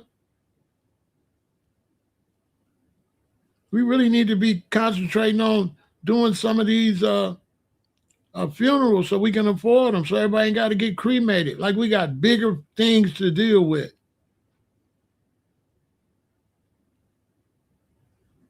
I speak for a lot of foundational Black Americans. We're not interested in working with no Africans if they ain't talking about no business.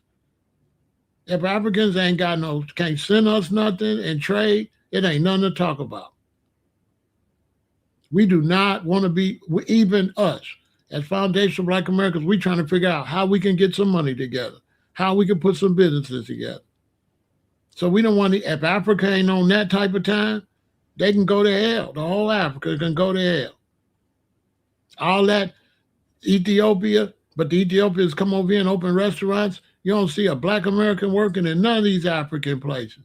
Africans come over here, they don't hire you. Show me where you are African to hire you.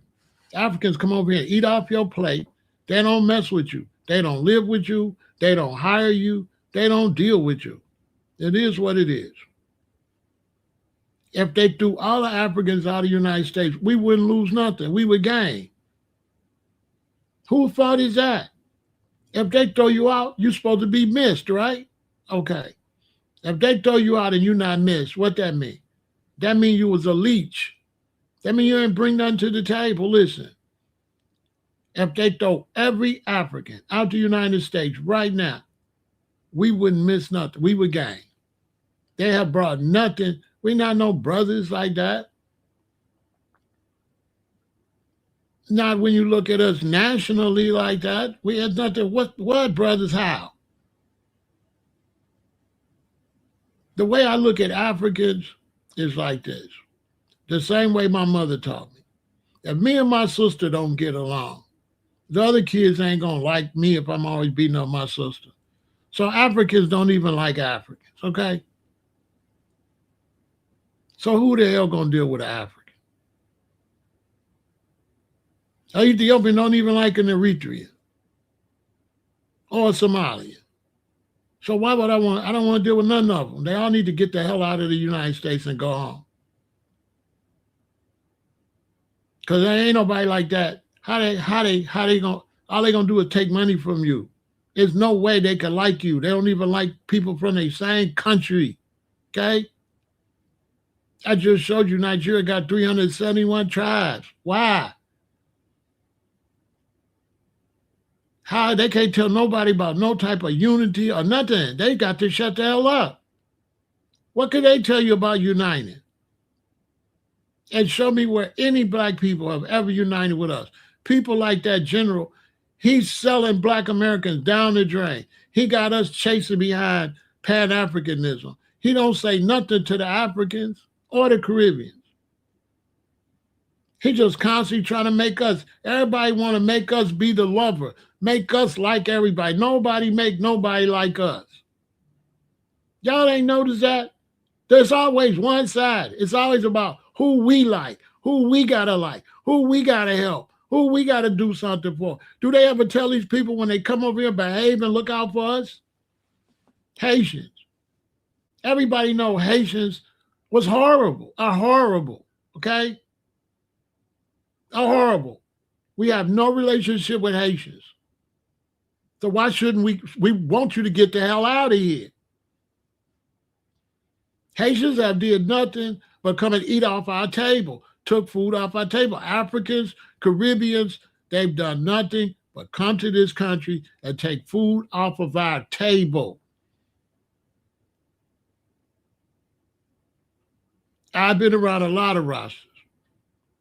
And say, well, what made you not want to be around them? When I seen they didn't like each other. Once I seen that the Trinidadian and the Jamaican and the Virgin Islands them didn't like each other, I was like, these niggas phony. They talking all this African shit, and they don't even like each other from the Caribbean. I said, oh, they phony. Okay, okay, I see. How you can tell me anything? How you can tell me anything about Africa? You in the Caribbean, y'all don't even like each other right there in the same waters. Okay. Not only that, you're on the same island, y'all beefing.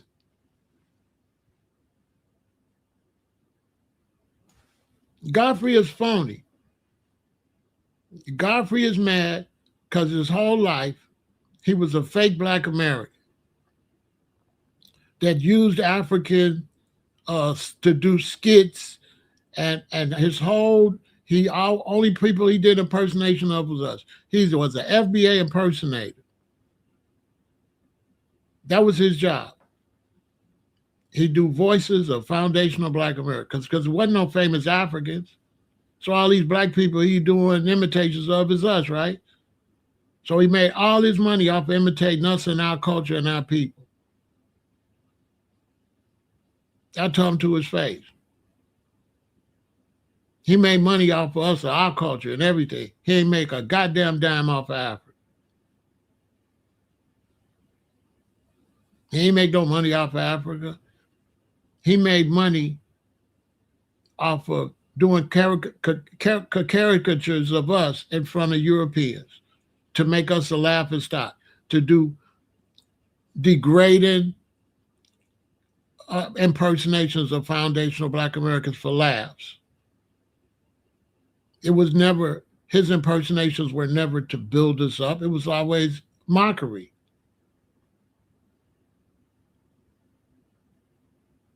It was always a joke. Ha, key, he. Why you do Sammy Davis Jr., why you do Denzel. Yeah, he born here. He grew up in Chicago. But Africans don't be really born here. Africans be born in the house, and in their house be Africa. They still be in Africa. They don't ever be nowhere where you at. If an African is in Chicago born, they still in Africa. Their whole house is Africa. Their whole house is Africa.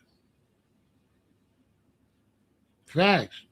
They never deal with this society. Yeah, his parents is Nigerian. They stay in that world. If you go around some Jamaicans and go in their house is Jamaica. They isolate themselves in their house, and in their house is Jamaica. And when they go outside, they only go to Jamaican stuff. They only go to a Jamaican club or wherever the Jamaicans hang out at. That's what they do. They don't go where you at. They stay in their country. They bring their country to your country. That's what they do. That's why everybody now want to throw them out. Because after a while, you bring too much of your country, then you change everybody else's country. That's what they do in Africa. That's why they have xenophobia in Africa. Because they'll come from Nigeria to South Africa and they'll begin to turn South Africa into Nigeria and isolate everybody. And basically almost try to take over like a parasite. Basically. It's basically like a parasite, like a fungus or something. They're coming to just start growing with no respect and no respect. Absolutely no respect. It's just about the money. But then the criminal organizations come. The Nigerians are notorious for criminal organizations all over the world. It don't be legit like that. Where you think a lot of this stuff be coming from, these substances? Nigerians is notorious for being in the H business. Facts. Remember the famous Chicagoan son got caught up into that? I ain't gonna say no names. But remember the big mouth Chicago talker? That son got busted for working with the Nigerians.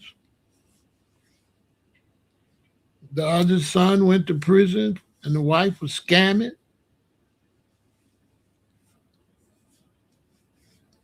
I'm just saying.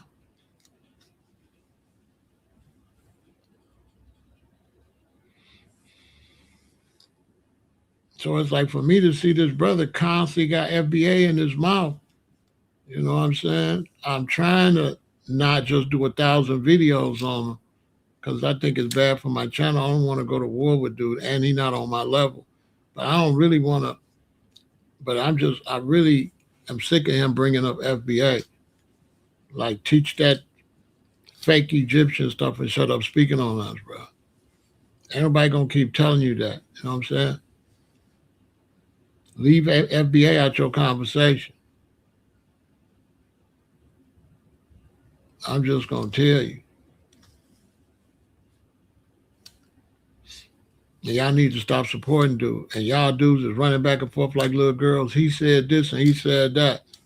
Hey man, don't y'all go outside with that. Stay y'all ass on the internet. Because the middleman be the first one that everybody turn on. Running back and forth like that. This is not for the purpose to run back and forth. This is for the purpose to stand up for foundational Black Americans and really let my audience know that foundational Black Americans ain't no gang or nothing like that. This is really about delineation, and delineation is about reparations. So when you got people that's talking, y'all separating yourself. Hey, y'all, them is dummies, okay? This general, he's a dummy. He's not intelligent. You can always listen to him and see he was just repeating history. He really not smart. Dude's not intelligent. Everybody that's against delineation has a low IQ. When you see people against delineation, they are not intelligent, okay? When you hear people talking about y'all delineating, y'all separating, these people are not intelligent, okay? They're not. If they know what it is, they still unintelligent. You still unintelligent because delineation is normal. Everybody has to do it. Delineation is a normal practice. And it can be dealt with country-wise and other type of ways. It's normal in life. Identify yourself so you can get what's owed to you. It's real simple. If there were some people in slavery and you want to get reparations, you got to identify yourself. You got to separate yourself from the people that ain't owed. Duh. So you got to be like, okay, that's why we got to trace ourselves back to our parents in slavery. We got to go back to the 1800s. When you trace your family back to the 1800s, that's delineation, lineage. You can't get reparations without your lineage proving that you was in slavery. Duh.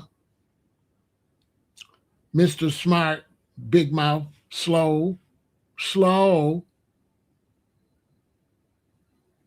So you'd call that separation. We're separating to get our money. Yeah, they call it a cult because they never think about reparations. They never think about the money. I told you he's a dummy. He's a dummy. He's not smart. He's not intelligent. To get reparations, you have to identify yourself. Just like if you got a Social Security, you got to have an account. That's delineation in a way. You are the people that's supposed to get Social Security. You are separated from the people that can't get Social Security. What the hell? Same thing. Only one is based on your bloodline and your birth, where you was raised. That's the same thing. To get what you got to get, you got to identify that you're the ones that's supposed to get it.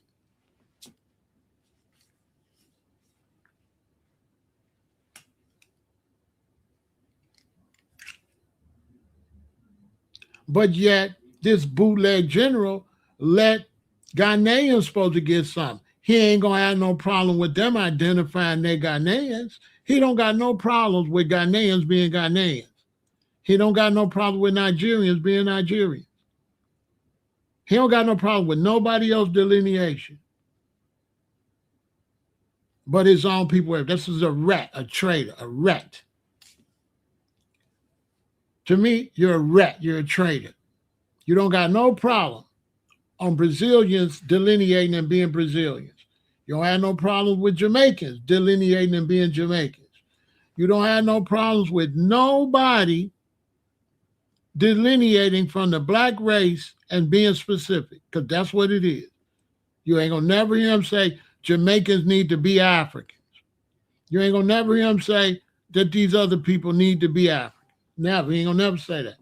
We the only ones supposed to be African. Africans don't even have to be African. That's why I show you this guy not that smart. He could never debate me. It would be destruction. I would want a time limit on it because I wouldn't want to be just sitting there trashing him. It take me 15 minutes, debate over, pay me. This guy is slow. Yeah, Africans ain't even Africans, but we were supposed to be Africans. And he's selling Egyptian shit, but the Arabs that conquered Egypt. And he don't say nothing about the Arabs conquering the place he loved because he's the big general Egyptian. He's the big Kemetic and he took his homeland. He don't say nothing. You don't see that man complain about them people taking Kemet. That man is in Detroit, FBA, hating on FBA. His mama FBA, his daddy FBA, his whole family FBA. And he hating on his own family. He ain't standing up for his own family reparation. Like a coward, like a little B word. Totally disgracing himself on the internet. Other revolutionaries have thrown him in the trash. Go check out Cult Figure TV and see what he say about it. He been demoted. He don't get no more respect. His revolutionary card been taken. Totally humiliated himself. Supposed to be a scholar. Supposed to be a general. Right here in the United States, ain't standing up for blacks in the United States. This dude I'm talking about is the Foundation of Black America. Mad because Foundational Black Americans is Foundational Black Americans. He want Foundational Black Americans to be Pan-Africans, but he ain't want Pan-Africans. He ain't saying nothing about Africans being Pan-African. The only people he mad at for not being Pan-Africans is Foundational Black Americans. He ain't gonna say nothing to no Jamaicans or nobody else. They all delineated. They all call themselves something specific. He don't say nothing. You know what? Because he lying. He mad because ain't nobody buying that fake Egyptian shit and his channel going down and nobody want to hear him. He mad because his concept and what he been talking about is washed up. Y'all know that man ain't mad because we Foundational Black Americans when Native Americans got Cherokee and all that and everybody else delineated. Y'all know he ain't really mad about that. He mad because that bootleg Kemetic stuff he was selling is over with. And he ain't no G like me, so he can't flip, right? He's slow. So he can't flip the script. He can't come up with something and say, okay, y'all, I'm on this now. He can't do that. He's stuck on stupid. He's stuck on Egypt. So now he mad because don't nobody give a damn about Egypt no more.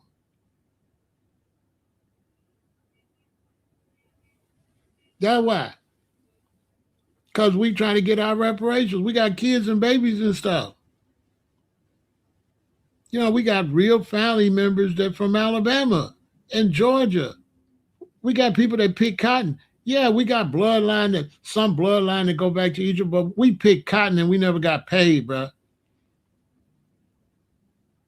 That's like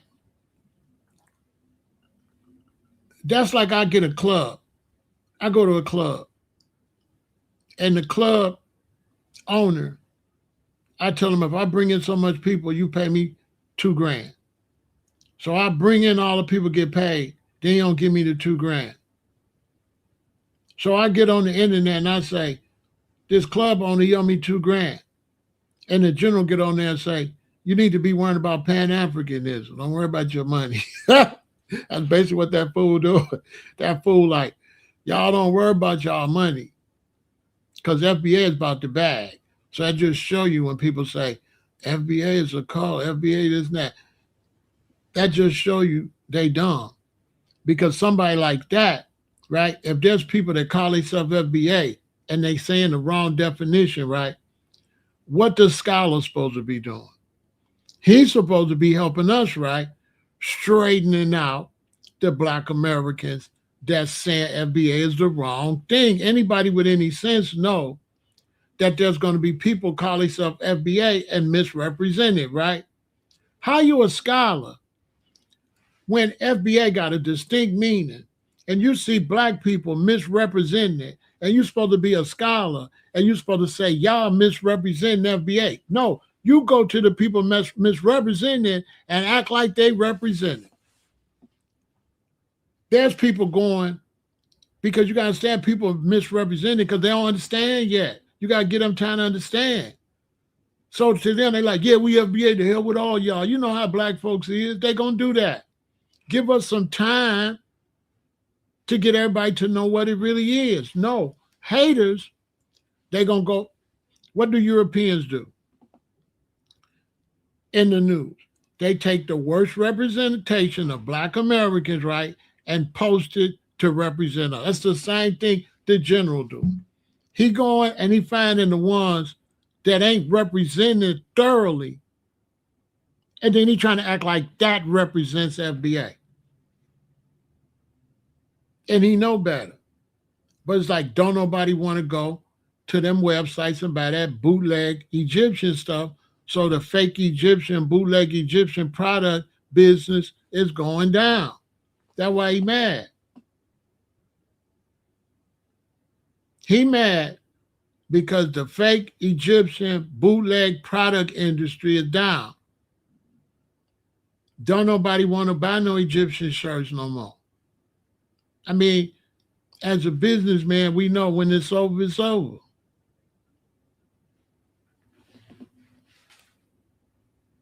It just is what it is. As a plant-based person, we know we plant-based. It come out, everybody say, oh, we not eating this no more. Okay, that's over with. Oh, yeah, we was eating it, but it's over with. The people say they don't do it no more. Okay, we upgrade. That man don't hate FBA. That man hate that what he represents is washed up. That what he talking about is washed up. And that he's a dinosaur and it's over with. And he rolling over in his panties, crying, boo-booing on himself and crying. So I gotta get him a pacifier. Because it's washed. It's never coming back. It's over with. Pan-Africanism is over. Black Americans will never be dealing with Pan-Africanism again. Pan-Africanism is over, bro, because we got the internet. And once everybody see Africans don't like Africans, how you going to tell us to be African? How Africa going to represent unity when Africans don't like Africans? It's over with. Once Black people see Africans don't like Africans, and Africans in South Africa is chasing out the other Africans, who want everybody like, oh, okay. It ain't no such thing as African. Pan-African is fake. There's no such thing as Pan-African because there's no Africans. How you going to be Pan-African with no African? They Ethiopians. You got to be Pan-Ethiopian or Pan-Zulu because they ain't even South African. They Zulu. They Zulu and Watusi and all. They ain't even representing the country. I just showed you they got 371 tribes in Nigeria. They ain't even Nigerian. But this fool talking about Pan-African, talking about Egypt. And it ain't a black person run none in Egypt. That fool still trying to sell Egyptian stuff.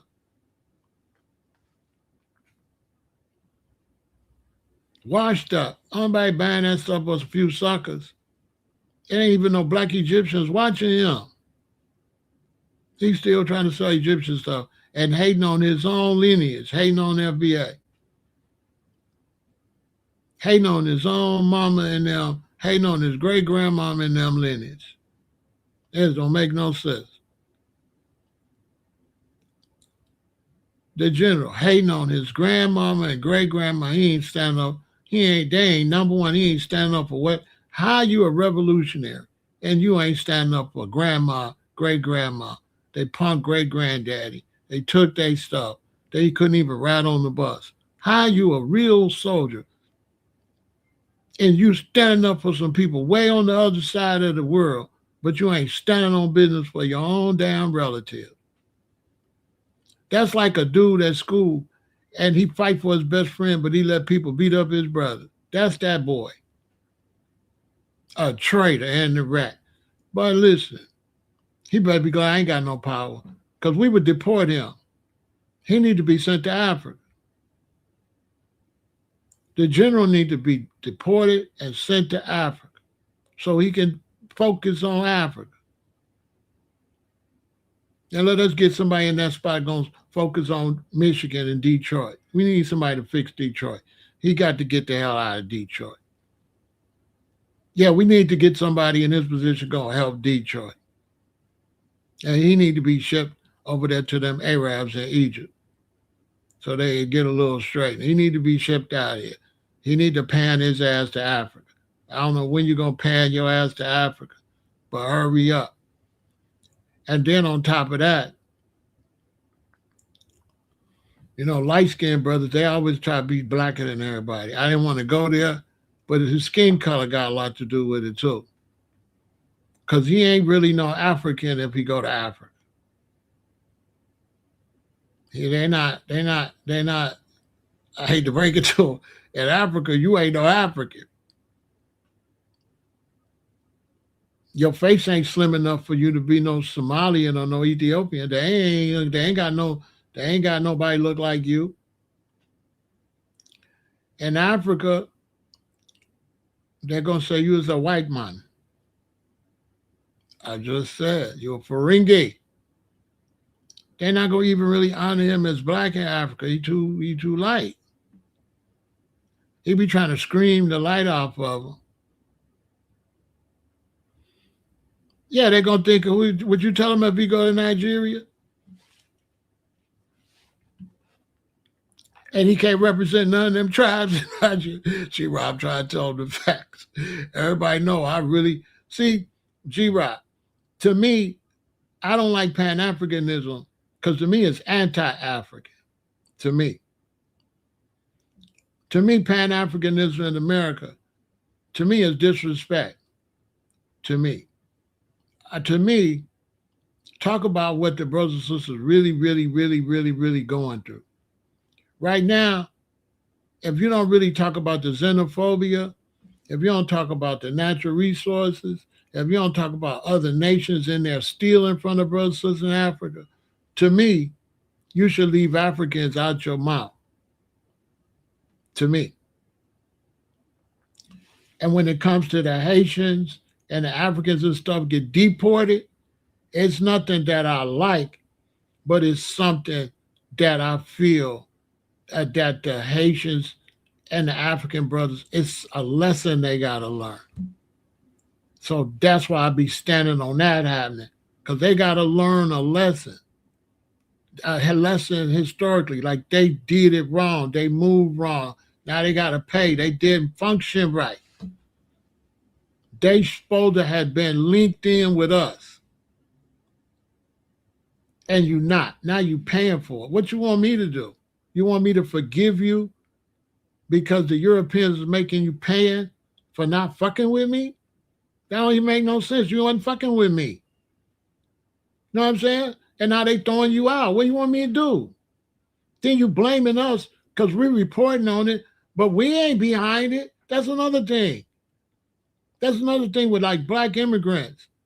They don't know what the hell's going on because you know you don't know what's going on if you blaming us for immigration. You know black people ain't controlling nothing. You know what I'm saying? We don't got nothing to do with that at all. I don't know how Haitian could say anything to me with all them Haitian for Trump banners everywhere.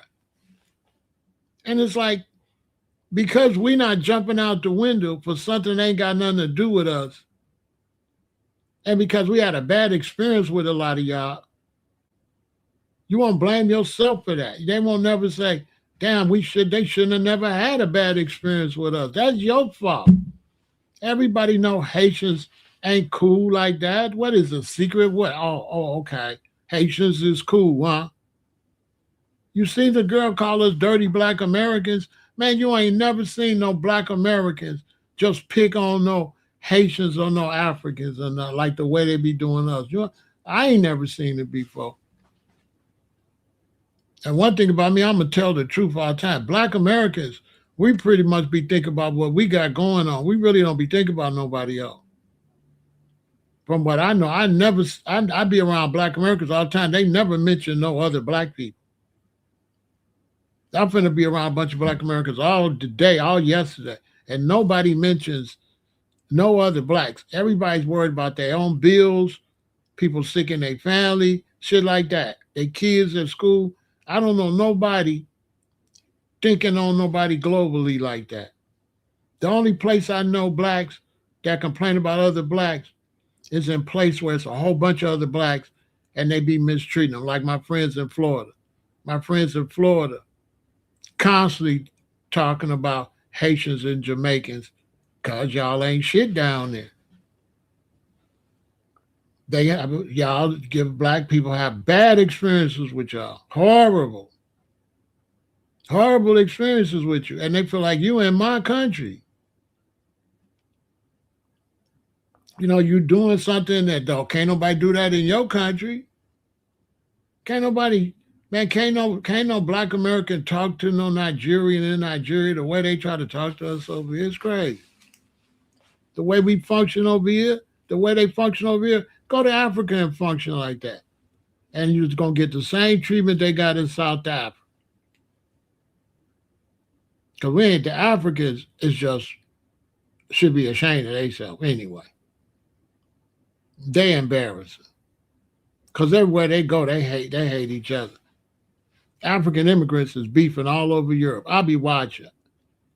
They I swear to God, y'all, African immigrants is all up in Europe. And when a fight busts out in a club, it'd be two different groups of Africans. Everybody be tripping. Y'all, two different groups of immigrants, y'all came all the way up here to Germany, to this little city. Because they everywhere, like a plague. They everywhere. The Africans are going to get world deported. They're everywhere. Especially Nigerians, because they got gang, they got mob, they got illegal stuff going on. They're going around doing all type of illegal stuff. You know what they'll do? They'll be flying from like Liberia, right? The plane land in South Africa. They'll have like a layover where they're supposed to exchange plane. But what they'll do, they'll get off the plane and disappear up into South Africa and won't go to their destination. So what they do in Africa, the way the Africans are destroying Africa is they'll book a flight that's got to stop. They'll book it to here. But when the plane stop here, they jump off and they run into them people's country and start bootlegging and stealing and scamming in the country. That's what the Africans is doing. All over Africa, they scamming. They going to other people's countries scamming. I'm not saying all Africans, but it's like if it was a disease, you'd call it the CDC. So they finna be kicked out of everywhere in the world.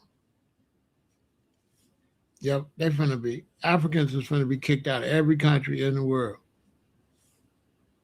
That's a fact. It ain't gonna be no African nowhere. And if you're African, they ain't gonna let you. They ain't gonna let you. They ain't gonna let you buy no ticket and go nowhere. Watch, you ain't gonna be able to go nowhere because it's a whole bunch of Africans. And when you got a whole bunch of Africans, then if you just have a few be scamming, that's a lot. So that make the whole damage the whole that damage the whole group. So we'll like if you're in Chicago, and let's say a whole bunch of GDs and BDs just start shooting all over the place, and they black. That put an image on all the young black men. All the young black men gonna be under that and be treated like possible gang members. So it don't even got to be African. I'm telling you what I know just with young people, young men in Chicago. If there be too much gang violence from a certain age group, every black boy that age is in trouble. And that's what the Africans have done to their people. They ain't gonna let nobody leave Africa. They ain't gonna let them leave. Man, they up there in Europe tripping. Go watch some videos, you'll see. I be watching everything. They all over. Like little towns too. You wouldn't believe where they at. They in little towns all over Europe. A bunch of them. And they just coming in. Cause they looking for, you know what I'm saying? And then they beefing. All at these colleges, like they go to these colleges and universities, like this group, this tribe or this country of Africa and this country, and then they be fighting in them people's country. Mm, I remember when the Jamaicans did that. The Jamaicans did that. The Jamaicans did the same thing. They threw them all. I wasn't a Jamaican nowhere. By the time I went to Hawaii, came back and the 90s started popping. By the time I got to 2000, man, it wasn't a Jamaican nowhere. That's where them other people came in, where the Jamaicans used to be, took that spot. If you would have still had all them Jamaicans here and these Haitians, it'd be war. Yeah, they're invasive species, yes, because there's no training. You know what I'm saying? You know how your mom used to tell you, go when you go somewhere, act like you got some sense, act like you got some home training. Ain't no home training in Africa like that. They ain't the only ones. The Pakistanis, the Indians, them Middle Easterners, they scamming the whole Africa. Man, go look it up. They don't throw them out too. Man, them Pakistanis and Indians and some of them Asians, man, they ruthless. Matter of fact, a lot of Nigerians, that's who they working with, the Indians. They don't throw all them people out of Africa. And you're gonna have to go. You ain't gonna be able to stay in no other country. Everybody gonna have to go back to their country. They finna have xenophobia like crazy. But all them foreigners, they going all in South Africa, all them Indians and Pakistanis and stuff. It's gonna be world deportation. Watch. They're gonna be at the United Nations and they're gonna be like, everybody gotta get out. Everybody gotta go back to where they from. Watch. Cause it's really out of hand. Why this fool on there hollering against FBA getting their reparations, fighting against his own people. It's just unbelievable.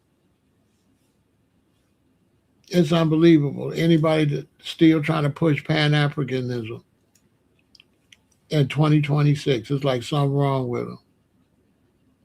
Like we got too much information. Pan Africanism has been over with. It's over. It's never gonna happen. It's a make believe concept.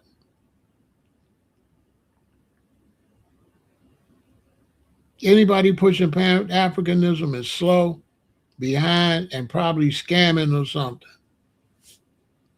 Something is in it for them. They don't really care nothing about the people. They selling some type of African stuff. That's what I feel this situation is. Every time I look, it's like go to the website and hit this and hit that and watch this and watch that, and just making money with that. Go to the Patreon and watch all this fake old ancient Egyptian bull, right? So now if you shoot that down, that whole business crash because that whole business was set up off of fake Kemetic stuff mixed with Pan Africanism, right? Which don't even go together.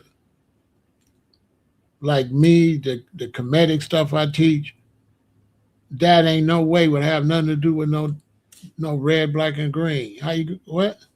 What the hell is you talking about?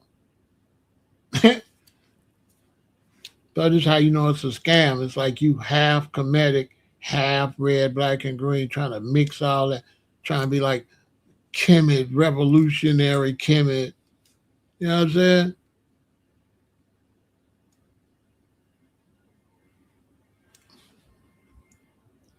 Man, not man. Hard to get them out for the Zulus. Okay, I don't think you understand who's gonna get them out. Nah, it ain't gonna be hard for the Zulus to get them out. Cause if you ain't a Zulu, they gonna zoo your loot. They gonna zoo your loot. Boy, if you ain't no Zulu, if you ain't one of them two big tribes, boy, your ass is out of there. Cause they don't need no passport. They see you not Zulu, get out. It's real easy. When they ain't checking no passport, your ass ain't no Zulu, get out. And they going block to block, thousands of them. They gonna get the hell out. They gonna run somewhere else. They ain't gonna be an Indian or Pakistani nowhere to be seen. The only ones that they want to let stay in South Africa is the foundational Black Americans. The only ones they want to stay. Because the foundational Black Americans are the only ones, right? Some foundational Black Americans, that's in East South Africa. We the only ones went to South Africa and opened up business with the brothers and sisters. We didn't go and take our business and dominate. We went over there and said, bro, you want to go into business together. So the foundational Black Americans in South Africa, we sitting pretty because we went and we built with the South Africans. We didn't go and make them work for us and dominate them. We went in there and collaborated. Look it up with the South Africans.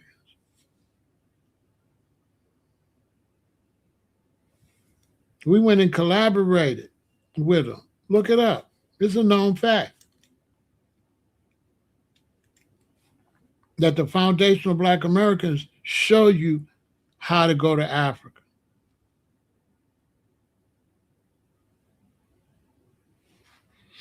Real talk. Go look in South Africa. Because South Africa's big business, big money. South Africa ain't in the bushes. So South Africa got a lot of gold and shit like that. So South Africa got downtowns. You know what I'm saying? We ain't talking no bushes. You know what I'm saying? Now South Africa is some money in South Africa. Corporate. It's a lot of corporations in South Africa. So Black Americans went to them cities and got involved with them corporations. Very developed. You know what I'm saying? But we went in and worked with them.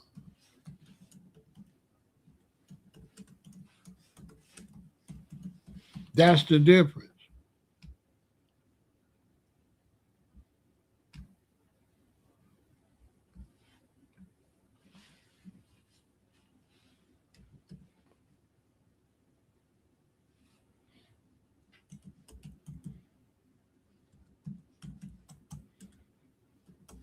That's the difference.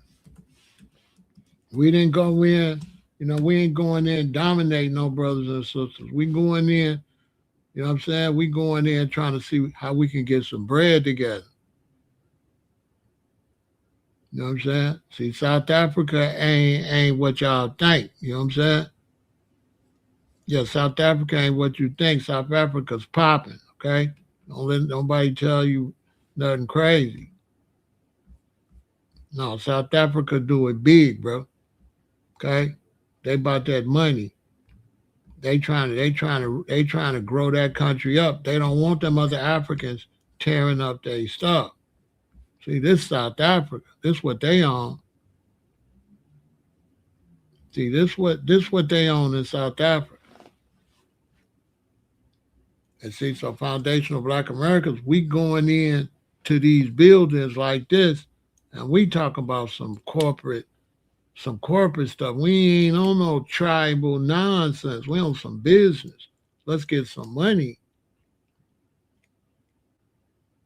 So somebody like me, I wouldn't be on no type of weirdo time over there. I wouldn't be on that. You know what I'm saying? I'll be on. Listen, man. How could we get? I got some brothers want to open up some jewelry stores downtown. How can we get this gold and these diamonds to these classy blacks? Let me bring over some top designers like the brother they unalive from Chicago. See what I'm saying?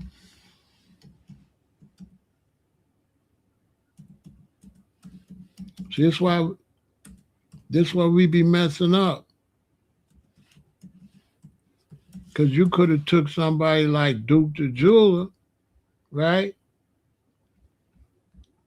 That'd be perfect. You take Duke the Jeweler to South Africa, hook up with the brothers sisters got the gold and the diamonds. But listen, man, we want to open up a whole high-end luxury jewelry store. Right? Come back. See what I'm saying?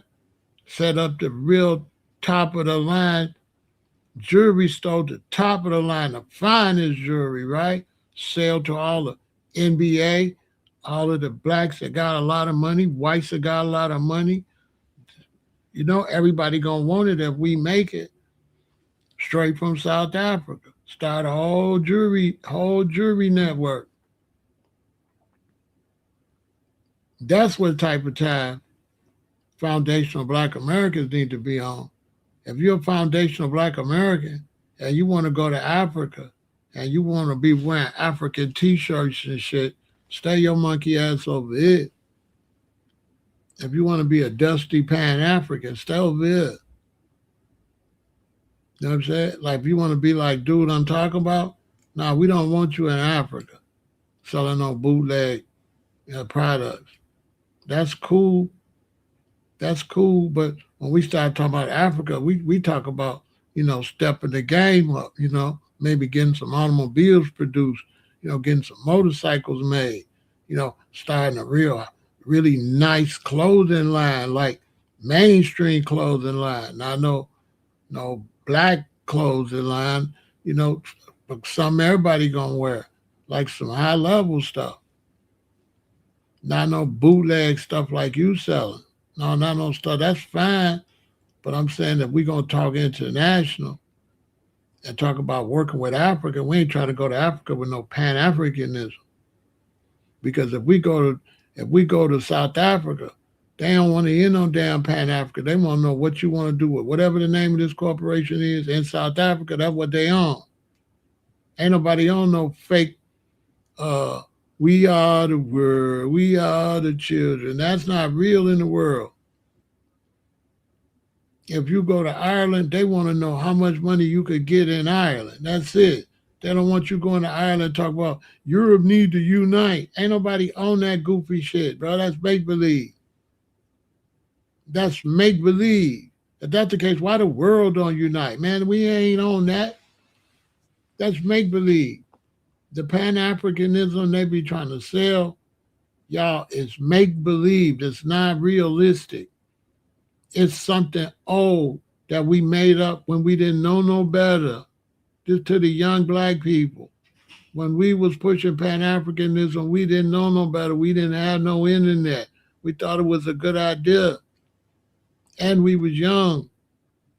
So we thought it sounded like a good concept, but we hadn't really seen nothing. Now we got the internet. We know that's make believe. We didn't know it was no 400 tribes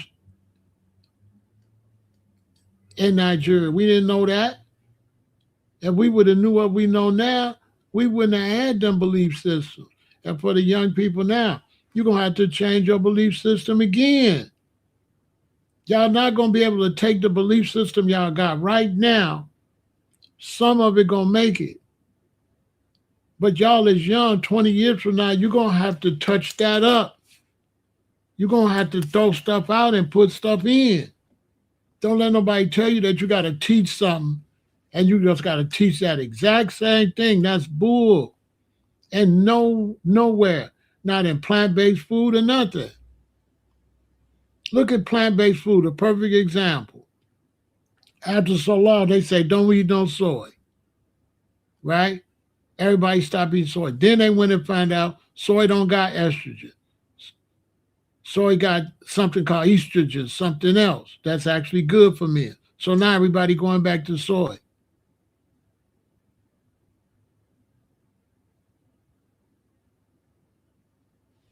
Would I say the freedom fights to go back to Africa made our image in America worse? There wasn't a whole bunch of freedom fights to go. It was mostly like festivals and stuff like that, right, sweetheart? So when I was coming up with the Pan-African movement, it was mostly festivals. And it was really never nothing like that. Like people, it was never big like that. So it was never big because we never controlled no media. So because we didn't control no media, we could never really get the Back to Africa movement to be big because we didn't have the internet. Now, if we would have had the internet, we would have been able, but we ain't had no internet. So if you didn't have no internet, you couldn't even get everybody in Chicago to know you having an event, not alone around the world. Like where you from, there was a time, sweetie, it was no way I would see your beautiful self like now. Now I can see your beauty wherever you at, but imagine, I never would have been able to see how gorgeous you are back in the day. So the fact I could see you now, right? This is the first time me and you could go into business. See what I'm saying? So right now I could be like, oh, I see you do is hit me on the DM. So now we could go into business. You see what I'm saying? Like me and you, we never would have been able to go into business. I never would have known who you were. But now I could be like, oh man, you make baby clothes? Oh, I make baby cribs and stuff. Hey, we can open a whole baby business. But back in the day, so now we got the internet, so the internet changes everything. So that's why the knowledge is changing because we got the internet now. So now we don't got to guess. Back in the day, we wouldn't have known what was going on in South Africa because we used to have to wait until the Europeans told us, right? If Mike Wallace, if NBC, ABC, CBS, and them didn't tell us, we didn't know.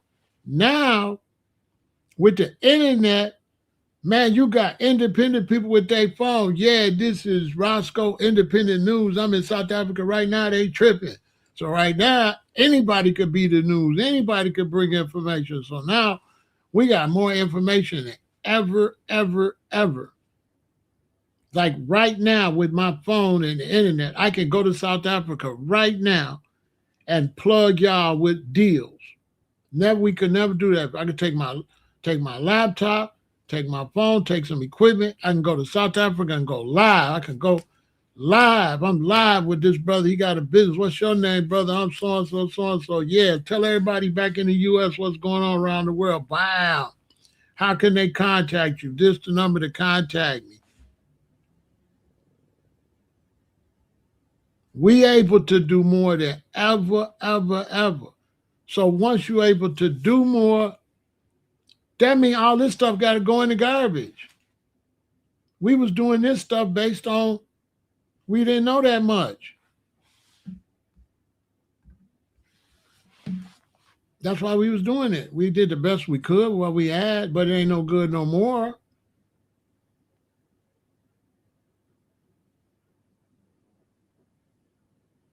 Nothing holding us back. We blowing.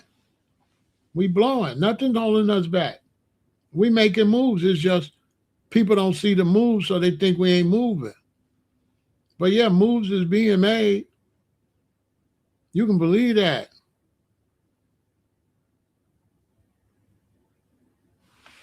Is it possible one day we'll have information overload? Nope. Because you only gonna look for the information that interests you. If you're trying to sell shoes, you ain't give a damn about nothing. You're gonna be looking for shoe information. So no, it ain't gonna be no information overload. If you're a business person, see people like listen, I don't be clicking on everything just because they say click on it. I click on what I want to watch for certain information. I don't just click on just to click. People not gonna just click just to click. People are gonna only click what interests them. You're not gonna make them interested in something.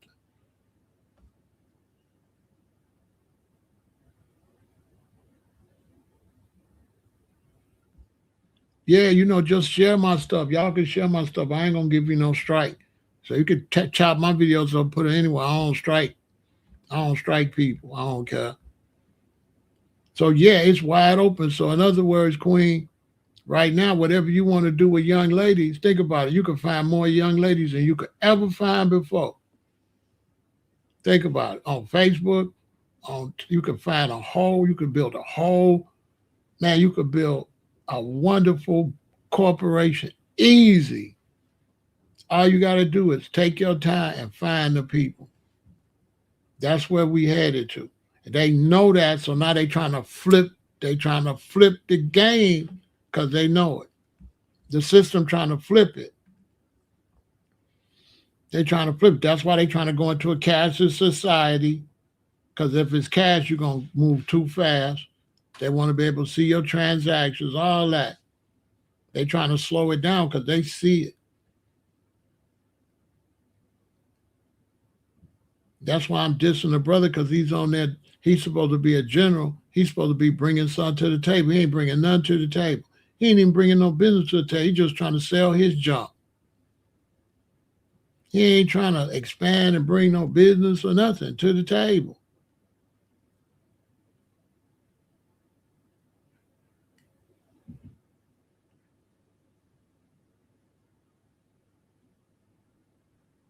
All the immigrants that's being thrown out, that's because they didn't do what they were supposed to do. The Haitians that came to the United States, they were supposed to try to lock in with the black Americans. Now, they say, well, what if the black Americans don't want to lock in with them? A lot of times, you won't create a lock until you start something. So you got to start something sometime to start something.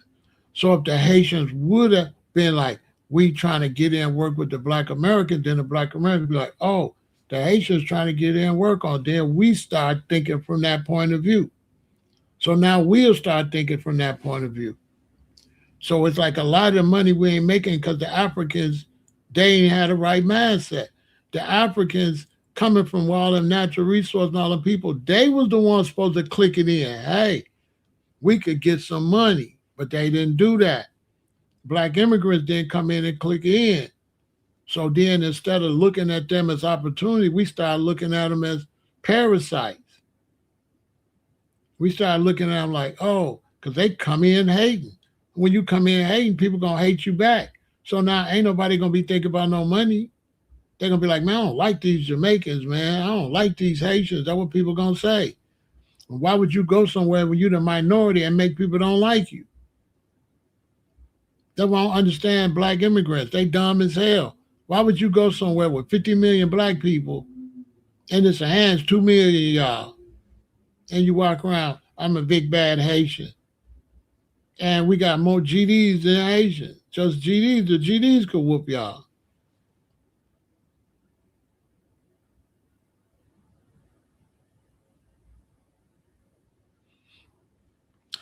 delineating from us, that ain't the problem because they delineated.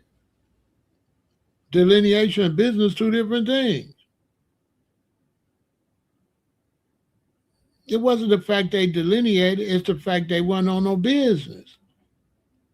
I'm FBI. Okay, let me show you delineation. I'm glad you said that. Delineation. If you're a German, that's delineation. If you're American, that's delineation. Do white Americans buy goods from Germany? Yes.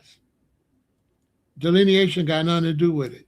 If you got car tires and I need tires and I got a tire store and you got good tires, could sell them my store, I'm trying to buy your tire. Right? It's not that Haitians was too tribal. It's that nobody was on no business. Nobody's not on no business, okay? If you tribal and you get on business, tribal goes take a back door. Show me somebody that give a damn who buy spend money with them. Nobody. So if you get into some money, delineation is only specifying what you are. It has nothing to do with business. Nothing. You a Nigerian, you a Ghanaian, I'm a black American, we opening a clothing store. We don't got to be the same. That's why people misunderstand delineation. That's why I keep saying delineation is not to separate. Delineation is to identify that you the ones owe reparations. They never tie delineation into reparations. FBA, ADOS, all that grew out of the reparations movement. Reparations. So then when you want reparation, who's supposed to get reparations? Us. Who is y'all? We the descendants of the people that picked the cotton. Delineation. That's delineation. You're specifying that we was the ones in slavery. So now you got a fool. I wasn't in no slavery. I was a Native American. There's always some goofy trying to mess the bag up. Now some goofy gonna deny there was a slavery. Gonna say because his family wasn't in slavery, that there wasn't no slavery. Just because your family wasn't in slavery don't mean it wasn't no slavery. There was a whole lot of people that wasn't in slavery. But there was people in slavery. What are you talking about? You sound stupid. See? That's what I'm talking about. I'm almost 70. I know people that was in, I know we was in slavery for a fact. When I was a kid, I was around people whose parents were slaves. And all my elders down south picked cotton. All of them. Because they started paying them to pick it. They started paying them.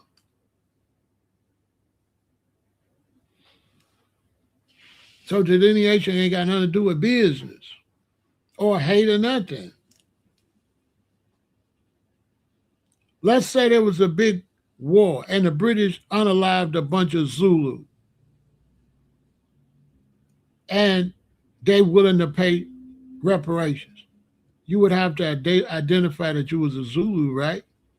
All right, then. That's okay. So you would have to be like, I was a Zulu. I was like when they paid the Japanese. Don't you have to identify? Don't you have to identify you as a Japanese? Could the Chinese get the reparations they paid the Japanese? No. Could any Japanese get it? No. If you wanted to get money as a Japanese for being in camps in the U.S., what you had to do? You had to show your lineage and proof that your relatives was what? The ones actually what? In the camps. You couldn't just come from Japan and get that money. You had to be the Japanese FBA. No, I'm not just Japanese. I'm the FBA. I'm the one that was, my family was in the camps during the war with Germany. You have to show that you was a specific Japanese from the family that was in the camp. You're not the other Japanese. So if you're the specific Japanese that was in these concentration camps in the U.S., that's delineation.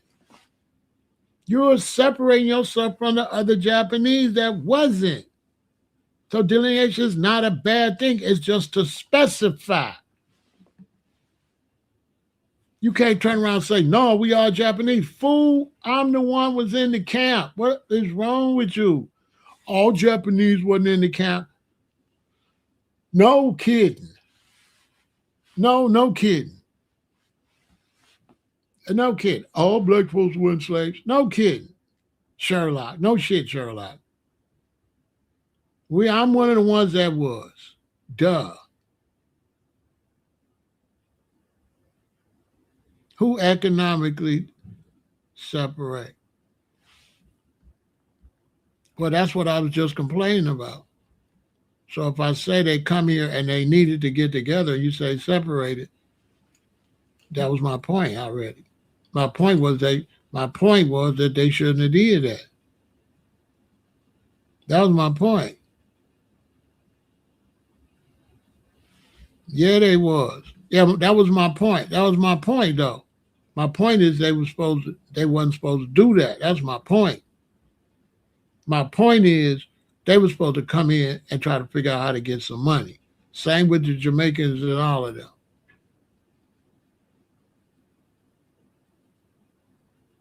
Yeah, you good? Like the Jamaicans. When the Jamaicans came up here, they blew it. Because the Jamaicans should have came right up here, hook up with some black Americans. Back then we had storefronts and stuff and be like, look, I could get this, and this, and open a storefront.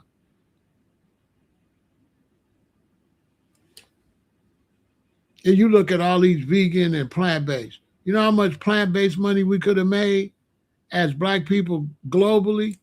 You know how much, like all type of soaps we could have had, all type of herbs. We could have been in the herb business. We could have read the herb business. We could have had all the ginseng. We could have had all the maca powder. We could have had all that stuff, all different type of sugars. We could have had the brown sugar. We could have been had sea salt. We could have been had all this stuff. Sea moss. We could have had sea moss years ago. We could have been had all type of, by then we'd had so much money, we'd have been importing, export produce and everything. We would have had the guavas, the mangoes, all that. With the black farmers too. So you get the black farmers, the Jamaicans that's growing food, the Africans that's growing food. Now you got enough money to get your own shipping. Man, all we had to do was think. That's what the white people do. The white people be thinking. They gonna damn sure be an American, damn sure sell you a German car. They gonna sell you that Benz. They gonna sell you that German car. Quick. Go over to Europe. Go overseas. One of the biggest cars that they be wanting to put up is an American Corvette. A Corvette to them is like a Benz for you. Corvette's a foreign car. They want the Corvette.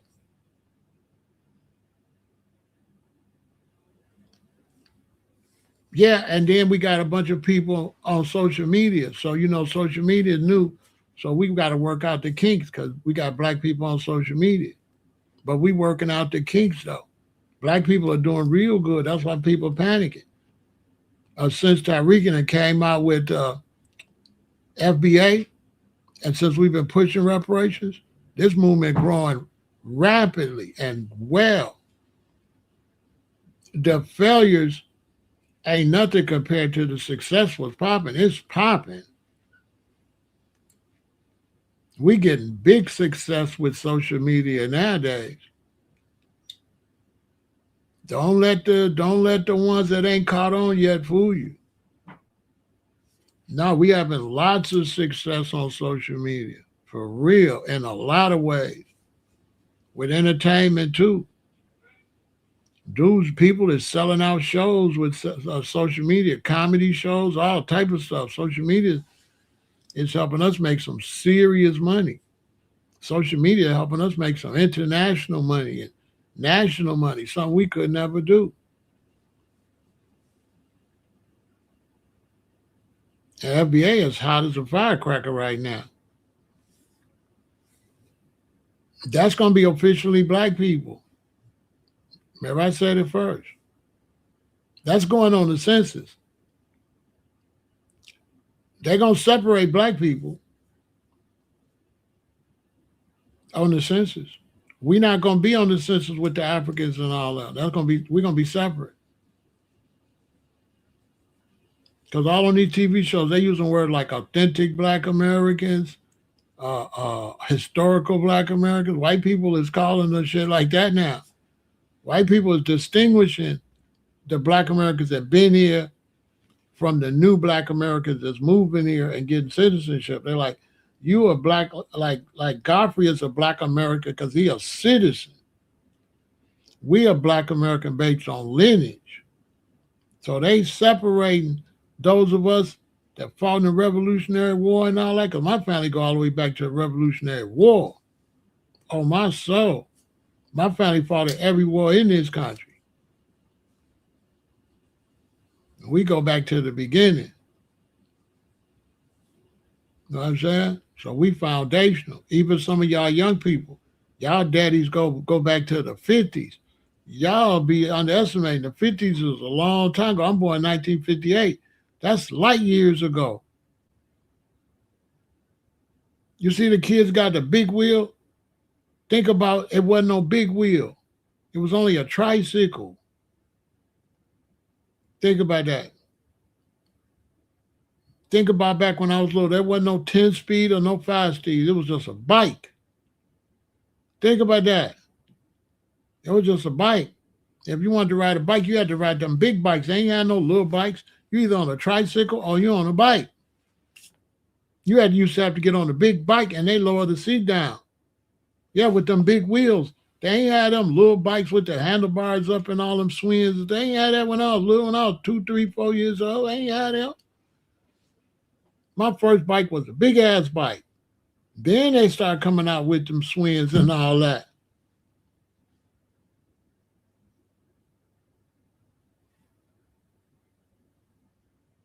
Yeah, politicians is referring to us as foundational black Americans, 100%. All his uncles was in the Korean War. My daddy was in Korea. My daddy was in Germany and Korea. Like they took a lot of them. A lot of them came in at towards the end of the war in Germany. So once they won the war in Germany, they had to do some occupation, right? They ain't gonna just leave. So a lot of your uncles and my dad and their group, they went from Germany first. Then because they were still enlisted, then they sent them to Korea because of this action started popping in Korea. So a lot of black men been to Germany and Korea. My daddy was stationed in Germany and Korea. Do I trust 23andMe? Who is 23andMe? 23andMe.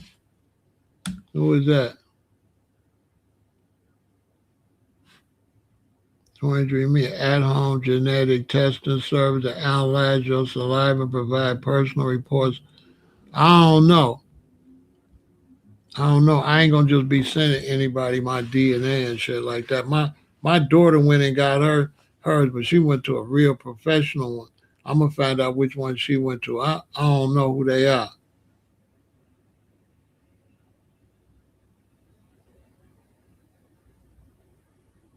I gotta check on them. They say for internet, I don't know. I gotta check on them. It's a DNA testing. Yeah, if you send your DNA to the wrong person, your DNA could be out there moving around. So that's like giving somebody your fingerprint. that they can re-put on stuff. Imagine giving somebody your fingerprints and they can go put them on stuff, do crimes, put your fingerprint. You know what I'm saying? Yeah, it could be another organization like Ancestry, but nowadays the way people be scamming, shit. Anything new gotta be really looked at real close. I ain't saying it's suspicious, but everything need to be suspicious nowadays. You know what I'm saying? If they not big time reputable, see they had a data breach. If they not big reputable, right? If you big reputable and the hospitals and stuff dealing with you, see? If you big and reputable and the hospitals dealing with you, at least I'm gonna get a lot of money in the lawsuit. If you small and bootleg, I can't even get no money in the lawsuit. So I don't even like that name though. 23 and me, I don't even like that name. It sound bootleg. It sound like some white college kid just made up some shit.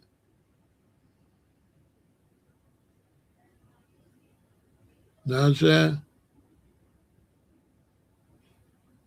No. I gotta go to like ancestry.com or somebody got some. I gotta find out where my family went. I gotta go to somebody that at least got some reputable like background.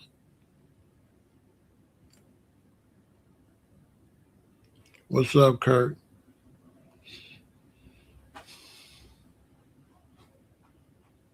But we got time. We gotta wait till they get ready to pay anyway. You know what I'm saying? When it comes to your reparations, what you really need to be doing is having everybody send in them pictures. So that's what we working on. You know, we working on everybody. Listen, send in them pictures.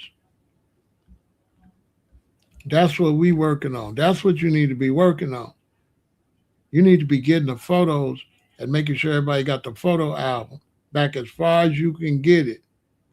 Okay, this is what you need to be working on. Okay, this is what we working on. Right? Right? This is what you need to be working on. You need to be getting them pictures.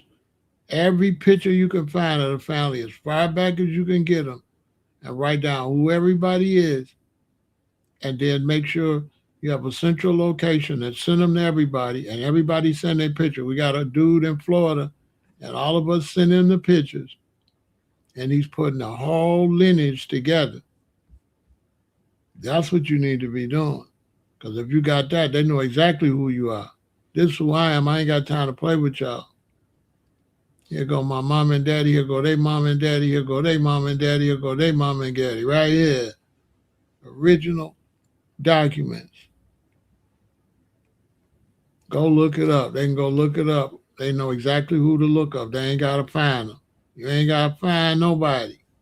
Yeah, you don't got to find nobody. Here they go. It's my daddy and his family at the top. All his brothers and sisters. Way back. So this is what y'all should be doing. So I got a bunch of pictures I'm finna send this dude in a couple weeks and get an update. I know he got an update. That's what you need to be doing. Because we're going to get our reparations.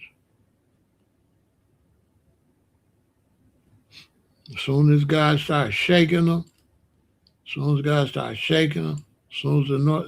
the natural disasters start hitting them, they always go and say, we need to, God mad, we need to go be nice to black people. Soon as the Most High starts shaking their ass up, they're gonna be trying to look for a blessing somewhere. They're like, we got y'all reparations. Maybe God won't tear our shit up. They really do believe that too. You would think they don't. As soon as they stuff get to shaking up too much, they're going to try to do you right. Like, oh, okay. Oh, my God. We need to be nice to the blacks. That's what we need to do.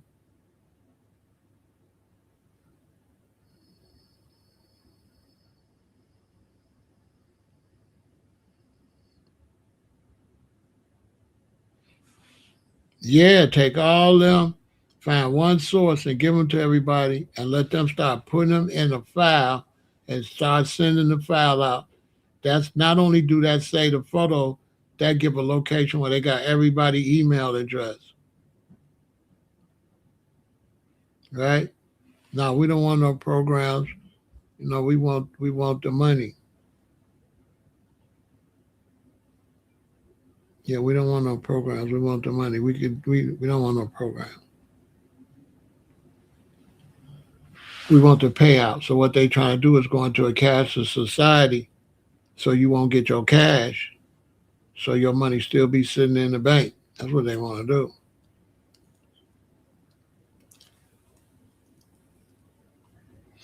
It's a lot going on. And instead of brothers really trying to help us get it, you know, this goofy is sitting up there like dissing what we trying to do. You know what I'm saying? With Pan-Africanism. So look, y'all stand on y'all square. Stay positive. That's what we on. Stay positive. We pushing for reparations. And we ain't going to take our foot off the pedal under no circumstances. That's how you got to look at it. We're not playing no games. Victory. My poll tax certificate from 1960 when we had to pay $2 or $3 to vote, and we only made $2 or $3. So you had to choose between eating or voting. That was the suppression back in the 60s. If you missed 1 year, they doubled it up on you the next year. I didn't have to pay because I was a veteran. So this is my exemption certificate, but I had to show it. So when they say you don't have to show ID, we've been showing ID since we started voting.